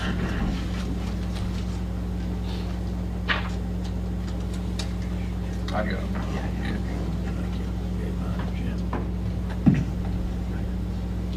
Gary, state your name for all of us in the record, please. Gary Magnuson, 101 Allen, well, not yet. 908 16th Street. The Port Authority's been in discussions with a couple of different parties for the last several months. We've been in discussions with Bright Community Trust, which is a nonprofit, large land trust in the state of Florida, a company called Indy Dwell Homes, which has partnered up with the Bright Trust people. They have formed a company called Indy Dwell Florida. What the project consists of is we're looking to put a factory on the port property at the Arizona Chemical site. This project would have kind of a dual source for the county. One, it would create jobs in the factory, and two, it would be a possible housing solution for all those affected by Hurricane Michael. The project is about a $13 million project. There's approximately $2 million to $2.5 million of prep work on the site. There's about $8 million in building the factory building. And then another $3 million, which Indy Dwell Florida would put in to buy materials and to outfit the factory. The factory would be building modular houses, steel structured houses that range from anywhere to single family units, 2-bedroom, 1-bedroom, 2-bedroom, 3-bedroom, to multiple family units, fourplexes. They've even built apartment complexes out of these steel structures. They are rated for efficiency, 3-bedroom, average energy bills like $40 a month. They were showcased on the mall in Washington. Ben Carnes actually did a YouTube video about these houses that you might look up. What they're looking to do within the factory is a 4-line factory. Each line would, for one shift, would hire 30 people. There'd also be 12 to 15 managerial type positions available. Eventually, they would like to get to 4 lines working 2 shifts, which is a lot of jobs for this area.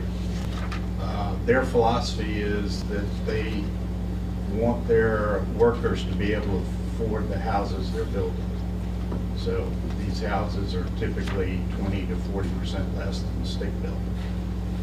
And probably even more with what we're paying for stick-built nowadays in this area. What we're looking to do at Port Authority is apply for a grant from Federal Economic Development Agency. That grant would be approximately $8 million. We would also apply to Triumph Gulf Coast for about $2 million in order to get the prep and the factory up and built. The factory would be basically a steel bunker building structure, which the time to put the factory on the property would be about 4 months. They're looking at a timetable, once we got the funding to move forward, that within a 7-month period they could start building these houses. What I think we're here to ask the city is to partner with us in providing help in applying for the EDA and the Triumph grants.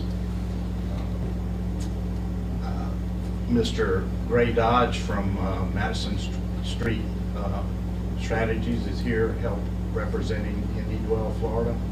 And if y'all have questions, he can go into further details about the project and what we're looking for.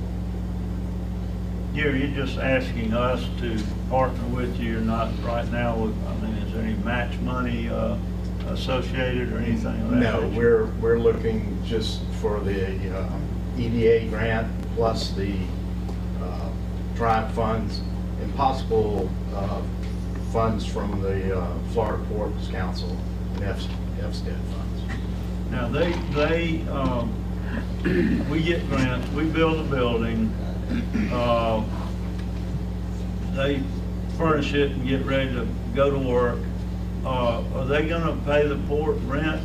They're gonna lease the building from the Port Authority.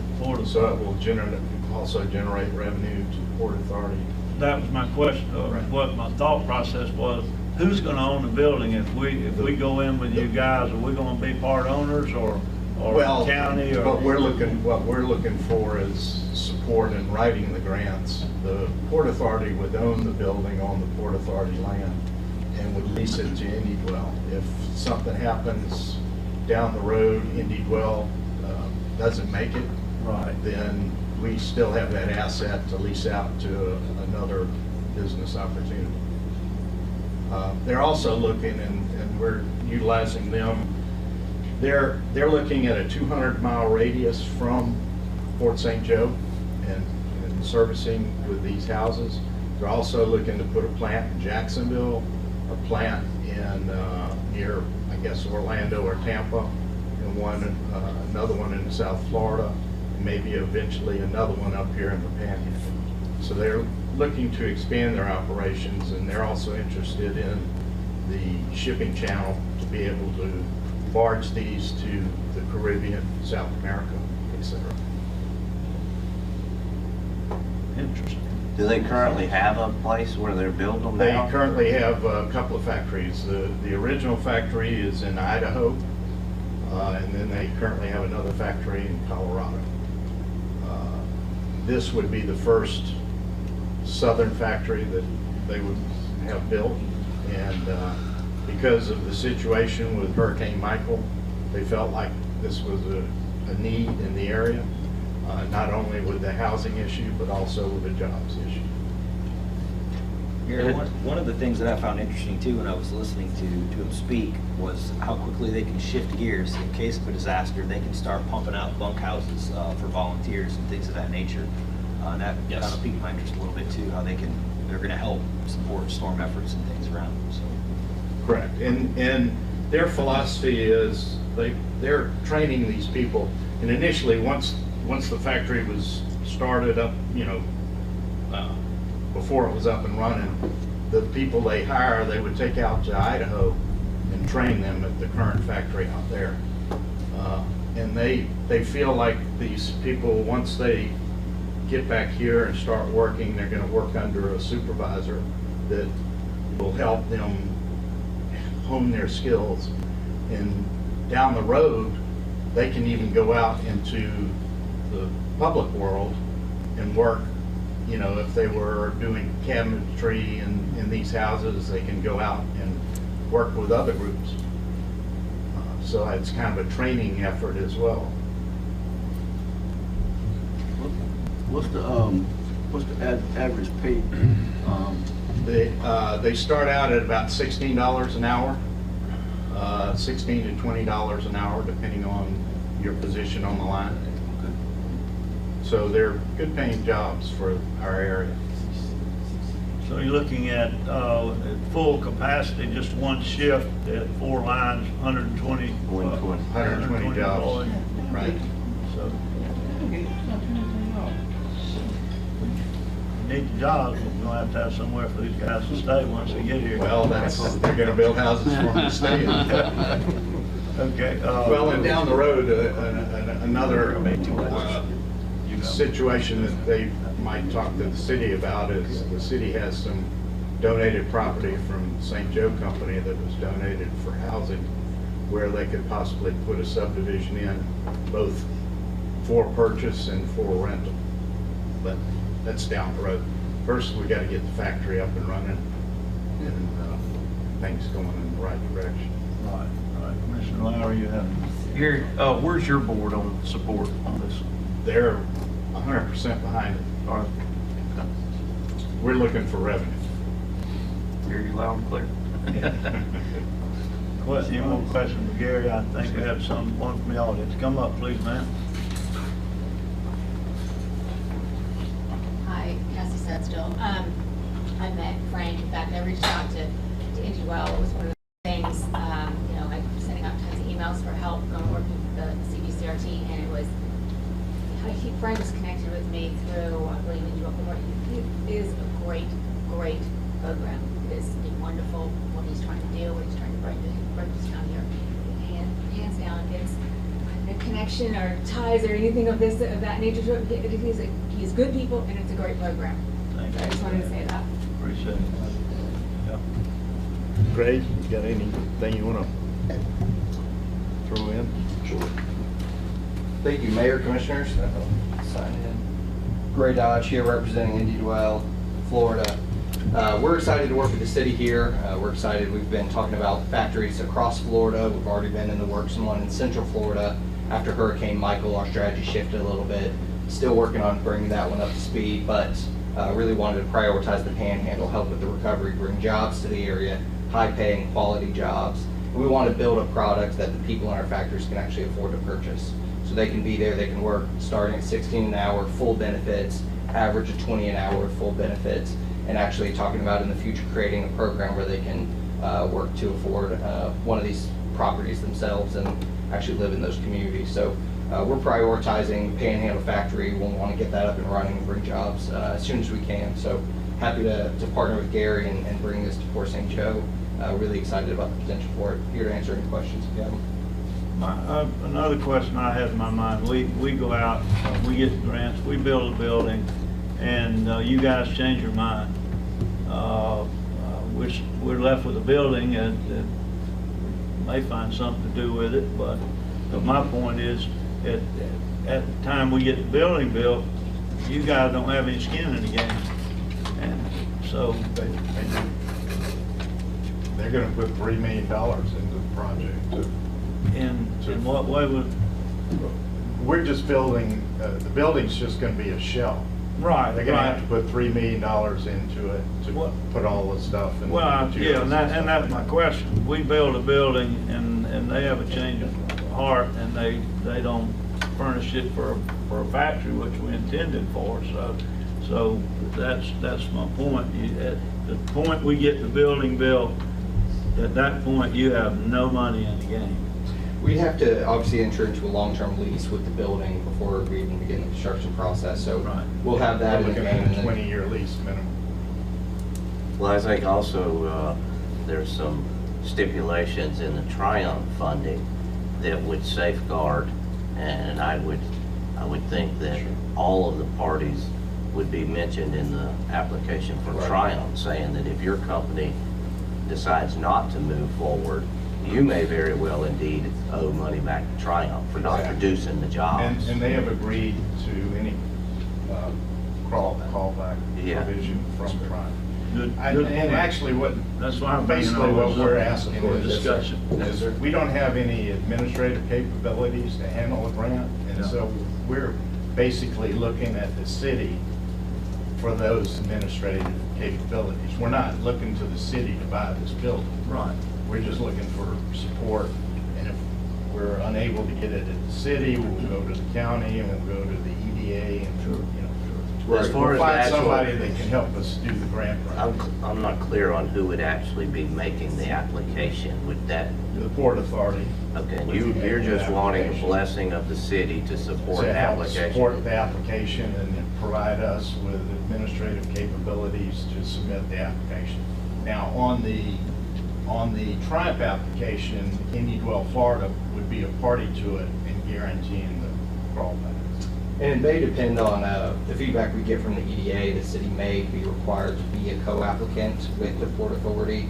A private entity cannot apply for an EDA grant. It has to be public, and it has to be a publicly owned structure.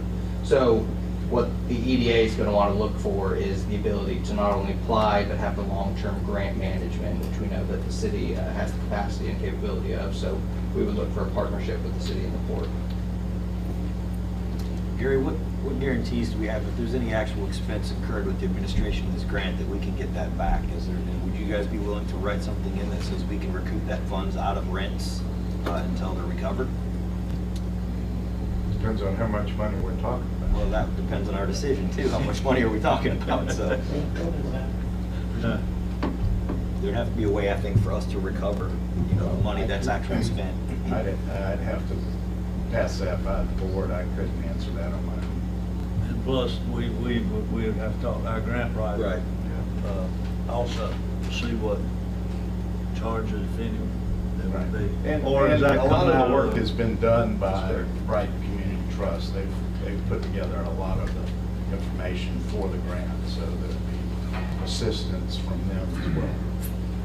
I think it's a great project. That's just a lot of money, but right now, it doesn't appear it's gonna cost us anything to say, support it, we support it. Yeah, one of the issues that we're facing is with the EDA, we've got to get the grant in quickly.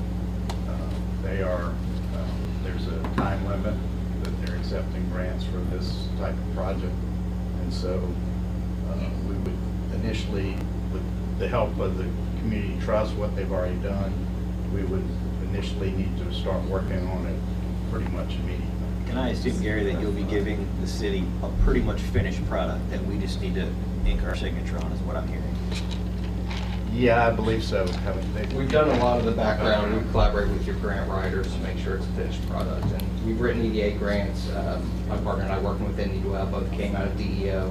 We're familiar with these grants after Hurricane Michael, Hurricane Irma, Herman Matthew. So we've been involved with this for a long time. We would love the city's support. We need it as co-applicants with the port to work with your grant writers. But we've done the due diligence. We've done the background.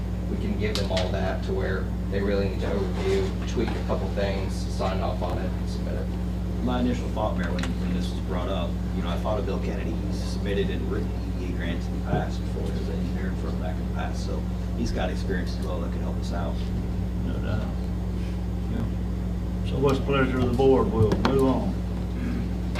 I think the jobs alone merit at least looking at this, and unless some red flag comes up that I'm just missing right now, we need jobs. We got people that would love to go to work for $16, $20 an hour. The board's been looking at it for 8-10 months now. It sounds like a lot of welding jobs. Yes. I mean, we quite a bit of welding jobs. we had a new welding class opening in Weewalk. There is.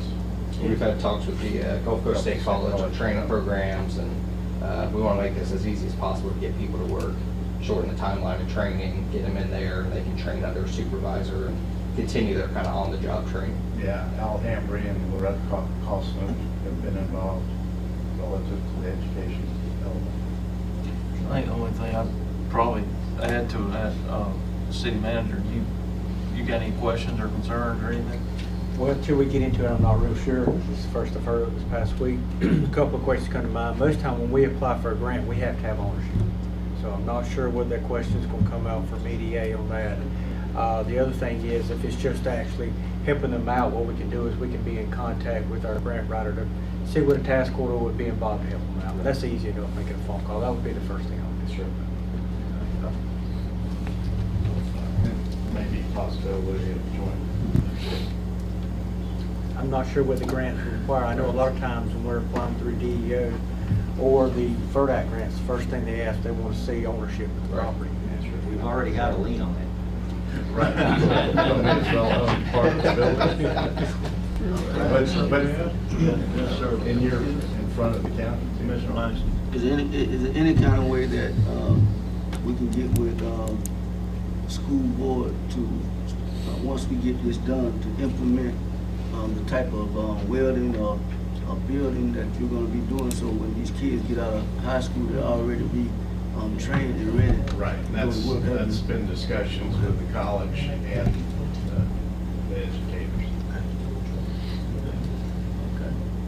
Mayor, I'll make a motion to support the Port Authority in this.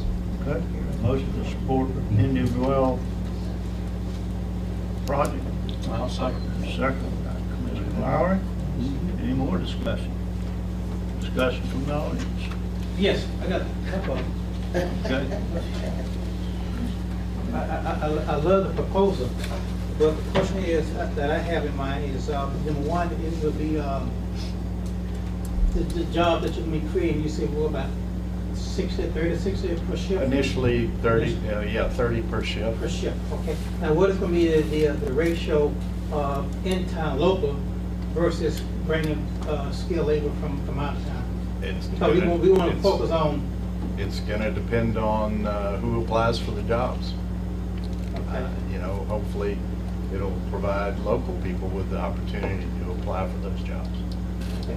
Because that's what if we gonna allow you to come in here, I really like to see some type of ratio. I know you can't guarantee it, but at least work towards some ratio local. And we need to start getting those local trained right now. We can start getting those local trained. Right. Because we want our people employed, not bringing people from out of state, out of county, out of city. Now, we want to focus on getting the locals. And their whole purpose is to create jobs here locally. We hope we local get priority. Yeah, exactly. And I think they'd work with us on that. Okay. Yeah, I think they will. And we'd love to do that. There's obviously a fine balance where we also don't want to steal current employees from other local businesses. So it's always a delicate balance of making sure people that are out of work.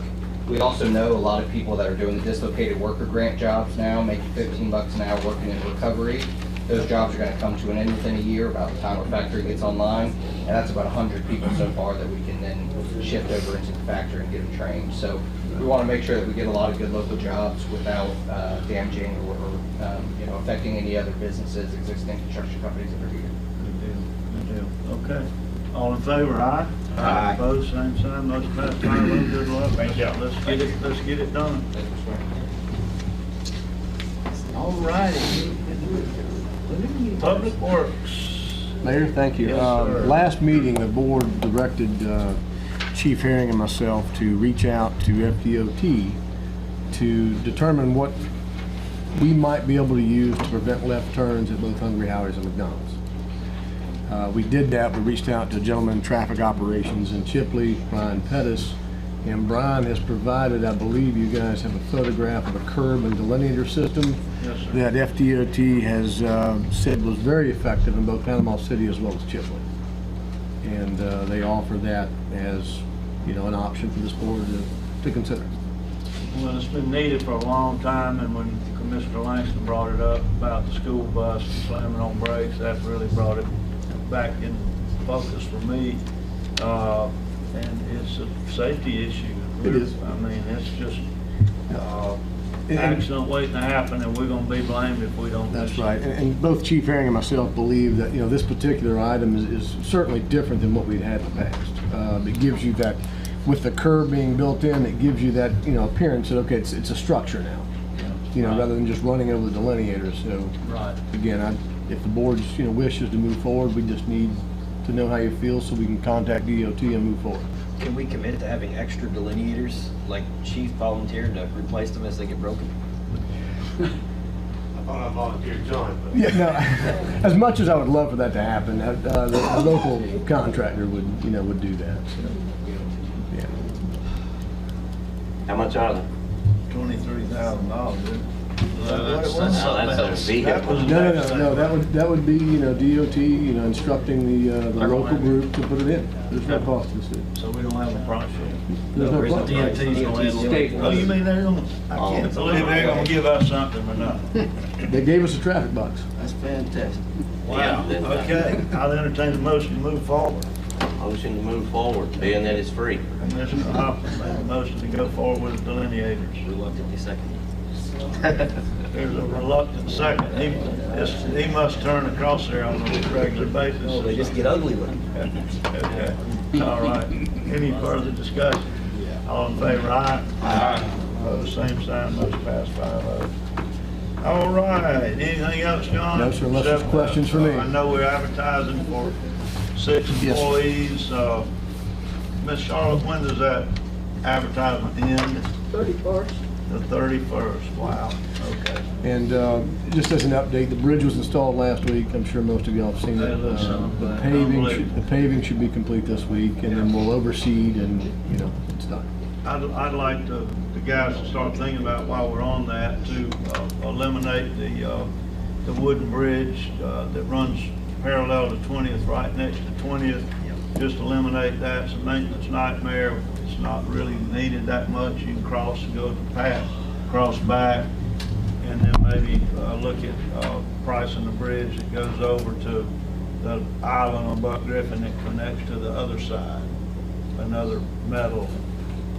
So think about that, and let's talk to John. Let's just consider, it's not a big need right now, it's more of a Mayor, want. it is a safety issue at this point. Would it be wrong Yeah, to it just is. get rid of it? Yeah. At least do that part, take it out? Yeah, we can ask John. Why don't we ask John? Add that to his list. Trying to figure out how to make that happen. You almost had to pay somebody to do it. Yeah, I mean, it's out there. It's not like we can just reach it, you know? Yeah. You probably have to bid it out. We can certainly look. If anything, we can remove the first 10, I 15 can get feet. John Ford in the fire department to move it for us. We'll set it afire, and then practice putting it out. That's not a bad idea. I mean, it's right down the water. It'll only burn to the water line. That's right. But anyway, let's look at that and see what we can do about it. Okay. Anything else for John? All right, Mr. Kevin. That's your thing on the vehicle. I'm not jumping over Larry. We've had for a couple of years, you know, budgeted for vehicles, SUV being the right choice for us because of the sampling that we do, you know, stuff in the back, we just need that space. So the vehicles that are priced out is a Nissan, and they don't make one directly for the state. They just make the base vehicles. That's their sheriff's department state pricing. So what you get is just a regular retail vehicle. So it's got a little more than, you know, some of the other trucks we've been ordering, but I think it's the right choice for us. And it's in the budget? It is in the budget. Okay. For me and for Larry, we budgeted one. Okay. Is this for 2 vehicles and 1 for each? One for each. Correct. One for each department. That's a good price. Motion to approve. Motion to approve by Commissioner Ashbrook. Is there a second? Second. Commissioner Langston, second. Any discussion? It's in the budget. Everybody knows that. All in favor, aye? Aye. Opposed, same sign. Motion passed 5-0. All right. Okay, let's see. So we got both those in one whack. Anything else for either one of you guys? And nothing else to add. Okay. Kevin, you okay? We're pushing water out, doing well, so we're liking the stainless steel filters. There's a whole lot of work to get there, but it's working like a champ. Doing your job. And they're doing well. Mr. Larry, how's the backwash study coming? Well, actually, they sent me a draft, and I have a preliminary engineering report on the pilot study, so that's what we're working on right now. Just let you know. That's a great thing that you're doing like that. Well, we hope to save some money for the city. You know? Yeah. Perfect. All right, Mr. Mike, I don't have anything for the board unless the board has some questions for me. questions for Mike? FEMA's still working with you. Still working FEMA and insurance. We're probably more than halfway on obligated. I think we've actually received about $680,000 from FEMA, and we still have Since the storm or in total? No, just FEMA. Just FEMA since the storm. Yes. That's what. Yeah. Yes. Just FEMA. Just FEMA. Yes, sir. But we're still working those projects. And for instance, the police department is still one that's open, that's active, that we're working. Do you feel pretty good about that, talking to the FEMA guy? I do, absolutely, yes. Yeah. And a lot of those projects, they've indicated that if the costs come in when we do make the repairs, that they will up the recovery to the actual cost. So, I mean, we can get the job done in anticipation of getting money back from FEMA. We won't have to wait for FEMA mean, That's correct. We can Yes, sir. play the Absolutely. shell game a little bit and get the money. And I can certainly give you a summary of our recovery by site, but for both insurance and FEMA, if you'd like to see what we have available for each site. That'd be great. When did FEMA respond as far as the gazebo? Well, those bids came out, the one over the water, they came back at what, $450,000 and $600,000 in recovery. Right. They would not go online and say, we sent those bids back to them. Mhm. They did not come back to us and say, yes, we approve you, go ahead and spend this $450. They said, as long as the bids followed guidelines and they were reasonably cost and reasonable, and we followed the process, then they would up the recovery amount. Now, we've not gone through and submitted anything like that to them. Maybe the police station might be the first one that we can do that to see if they are going to honor those inflated repair costs. What we did do was we did take the $450,000 low bid and sent it to our insurance provider and asked them if they would up the recovery on that. They've not come back with a final answer on that, but they said they would look at it. We did the same with our 3 large sewer lift stations. We got together with Clay and John and we calculated estimated construction costs for those sewer lift stations, and we sent that into insurance. And they're working those numbers now. They've not given us a final answer on that. So there's still some uncertainty with FEMA and whether or not to go out and spend $450,000 on something that they calculated the cost at $160,000 or $180,000. So it's a lot for us to stick our neck out for $250,000 on the word that FEMA's saying they will up the ante if the costs are real and valid and followed our guidelines. So that's where we are on the pavilion. Hopefully we'll have an answer from insurance shortly, and then we can know where to go with those items. Any questions from Mike? Moving along, thank you. All right. Mr. Clay, city engineer. Yes, sir, very brief. The paving in Clifferson's Park scheduled to begin next week. We're going to contract today on that, so look forward to that beginning next week. And then the trail lighting, Mr. Anderson sent, the board approved at your last meeting over to the county so they can send it up to the grant folks to make sure there's no issues with reimbursement. I don't anticipate there being any, but as soon as we hear back, you pull the light, send it to Duke Energy, get them started on the lights. And then that also kind of triggers, now we can kind of begin the rest of the grant, which is actually the trail. We've been waiting on until we got the light thing issued out. So those are updates I have for you, unless you have questions.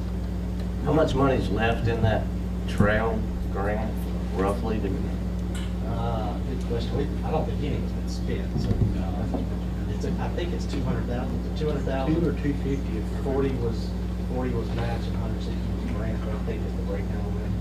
We just need to be prepared to focus on applying that money to the actual trail as soon as these other steps are done. Yes.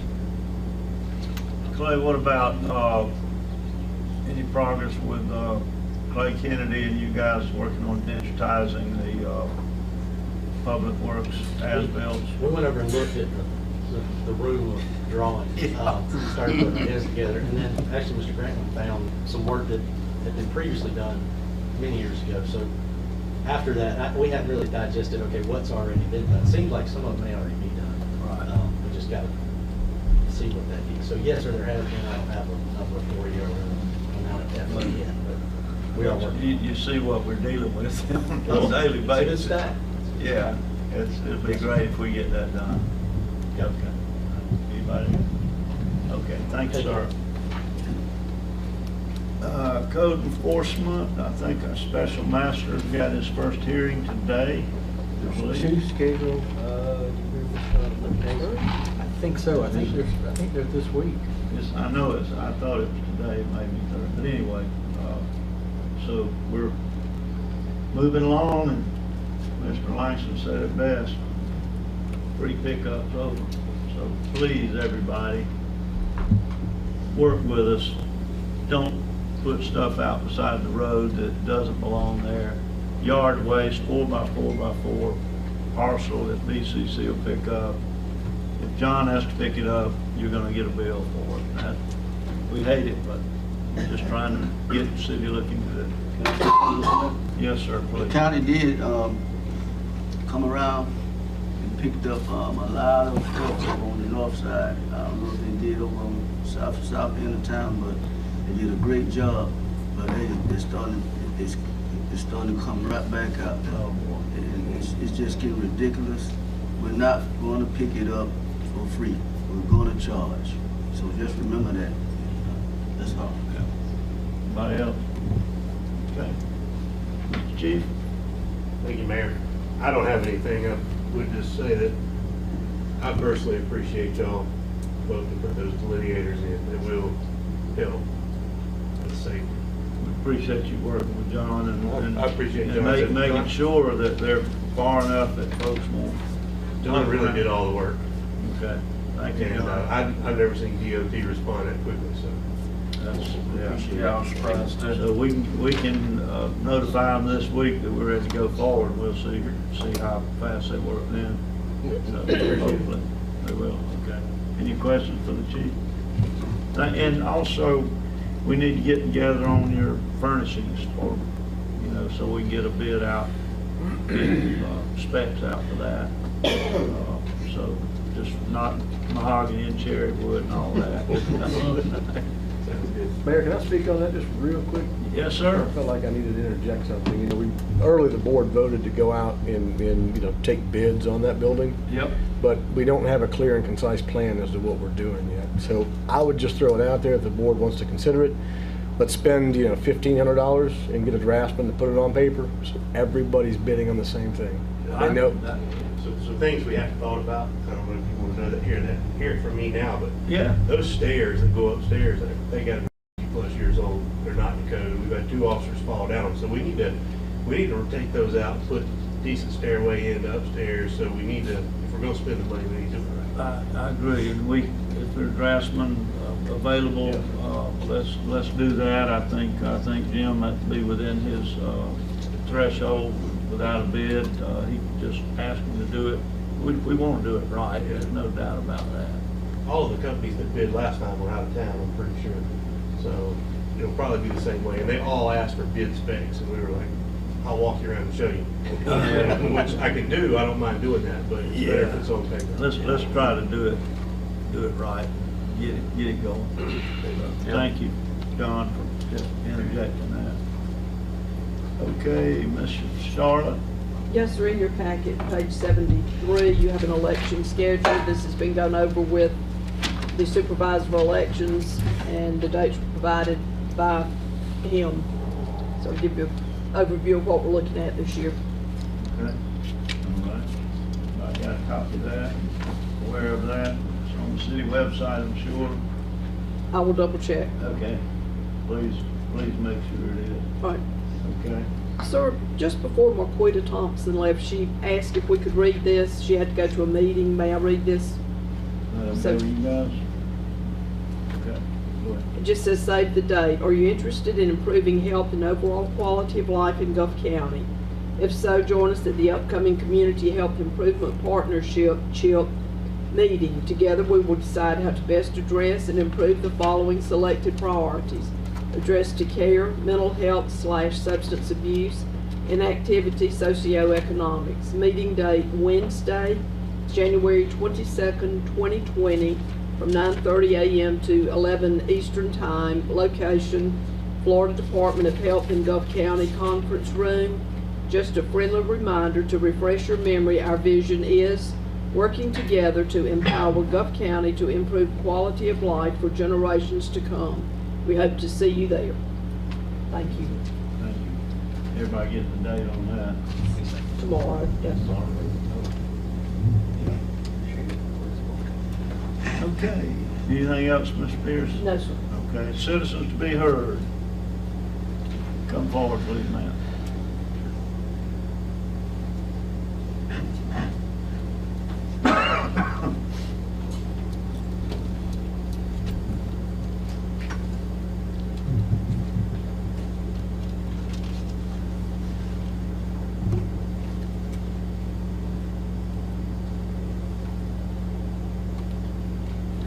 is Kim Miller, 2331 State Road 30A.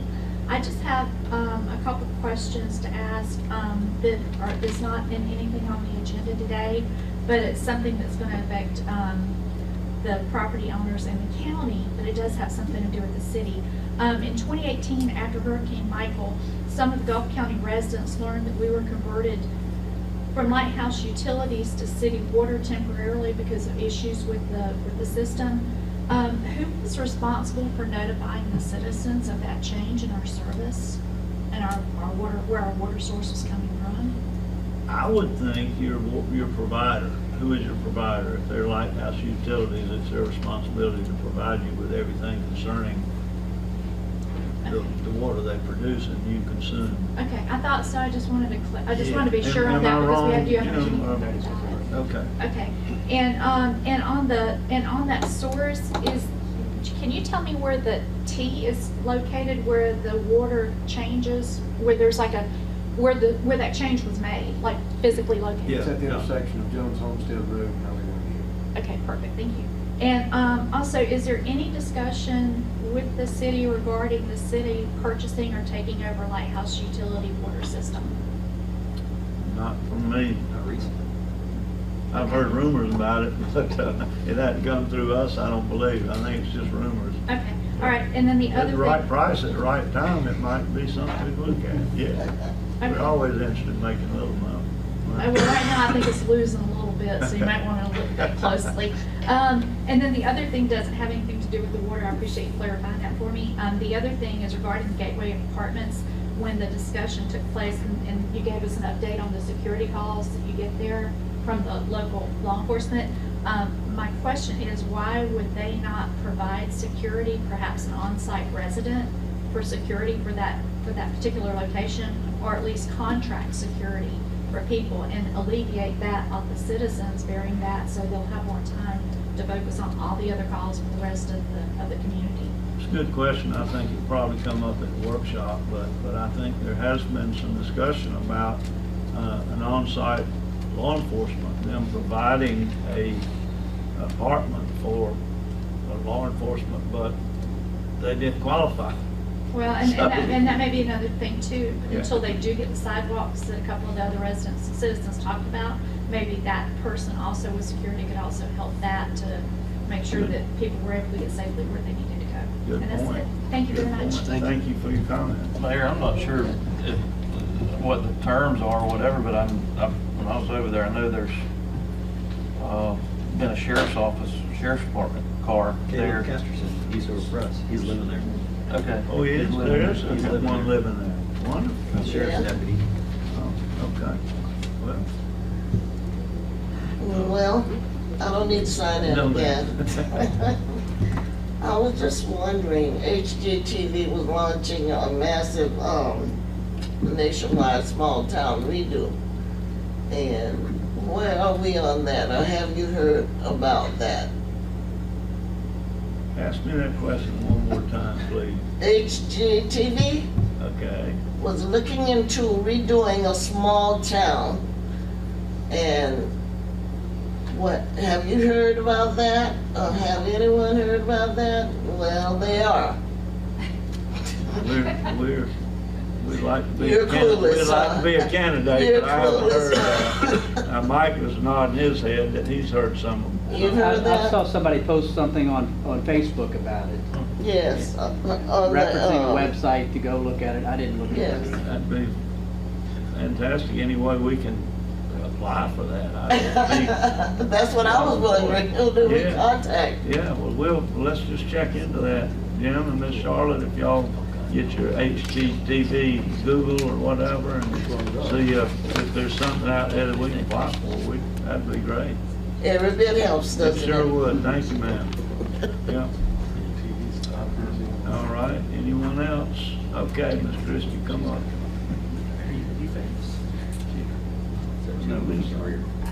We can't let this time go by without congratulating Public Works for getting those bridges in. That's something, right? I mean, y'all had a bid for like $270,000 for 3 bridges. Yeah. And Public Works went out and found a great bridge with, I guess, some of it's recycled materials that, yeah, for what, $26,000 for one bridge? Yeah.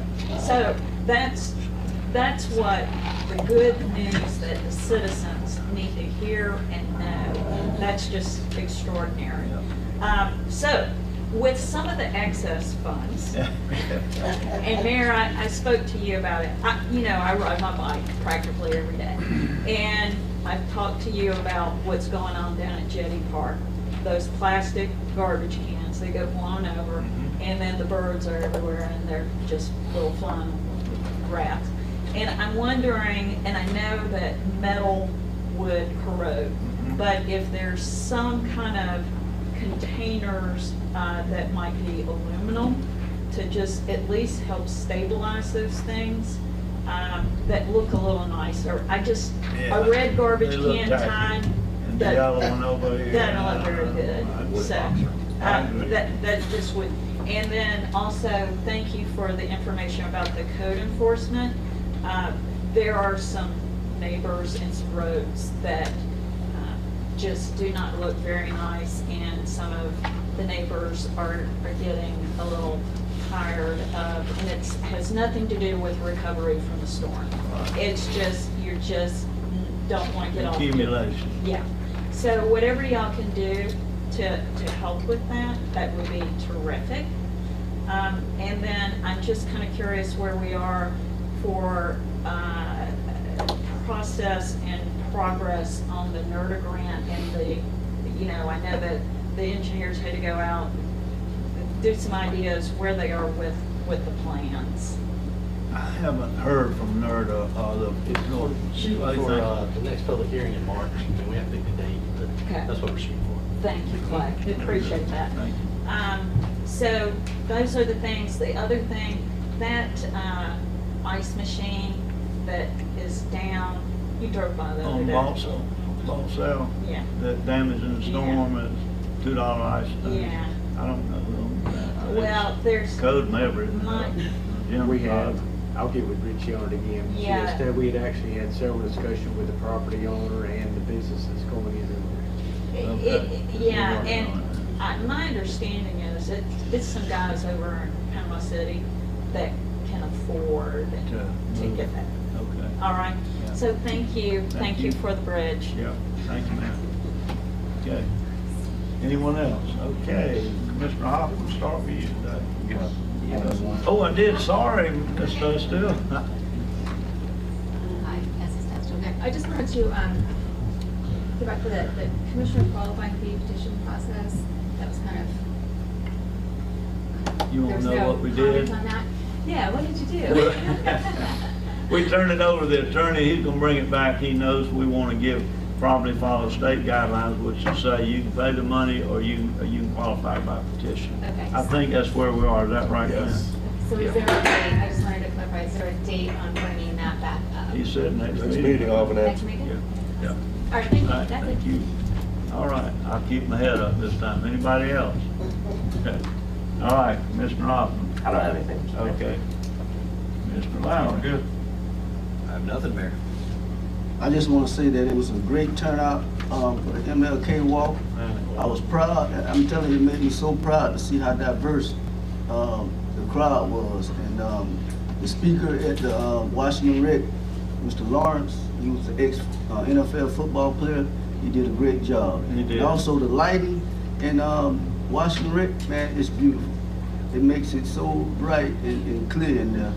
And second thing is that Mr. Joseph Peters, Dr. Joseph Peters, excuse me, he's having a financial literacy seminar and dinner. It's going to be Friday, February the 7th at the Gulf County Senior Citizen Building from 4 to 6. Guest speaker will be R.D. Easterling of Southern Financial Group. So I'm asking everybody to come out and listen to Dr. Peters. He's Miss Margie Peters and Nathan Peters' son. And he does a great job teaching financial challenges, managing finances, adjusting your daily spending. I wish we could get a lot of kids out there, high school kids, college kids out there to get a better understanding of these things. And I just want to tell him I appreciate you, Joseph, and keep doing a great job. All right. What else? Is that it? Okay. The only thing I've got to be another broken record. Our roads, streets are terrible, and assure you, I'm thinking way outside the box to figure out getting us some money to start a routine yearly road paving of some sort. At least fix one road somewhere every year. So with that, I'll entertain a motion to adjourn.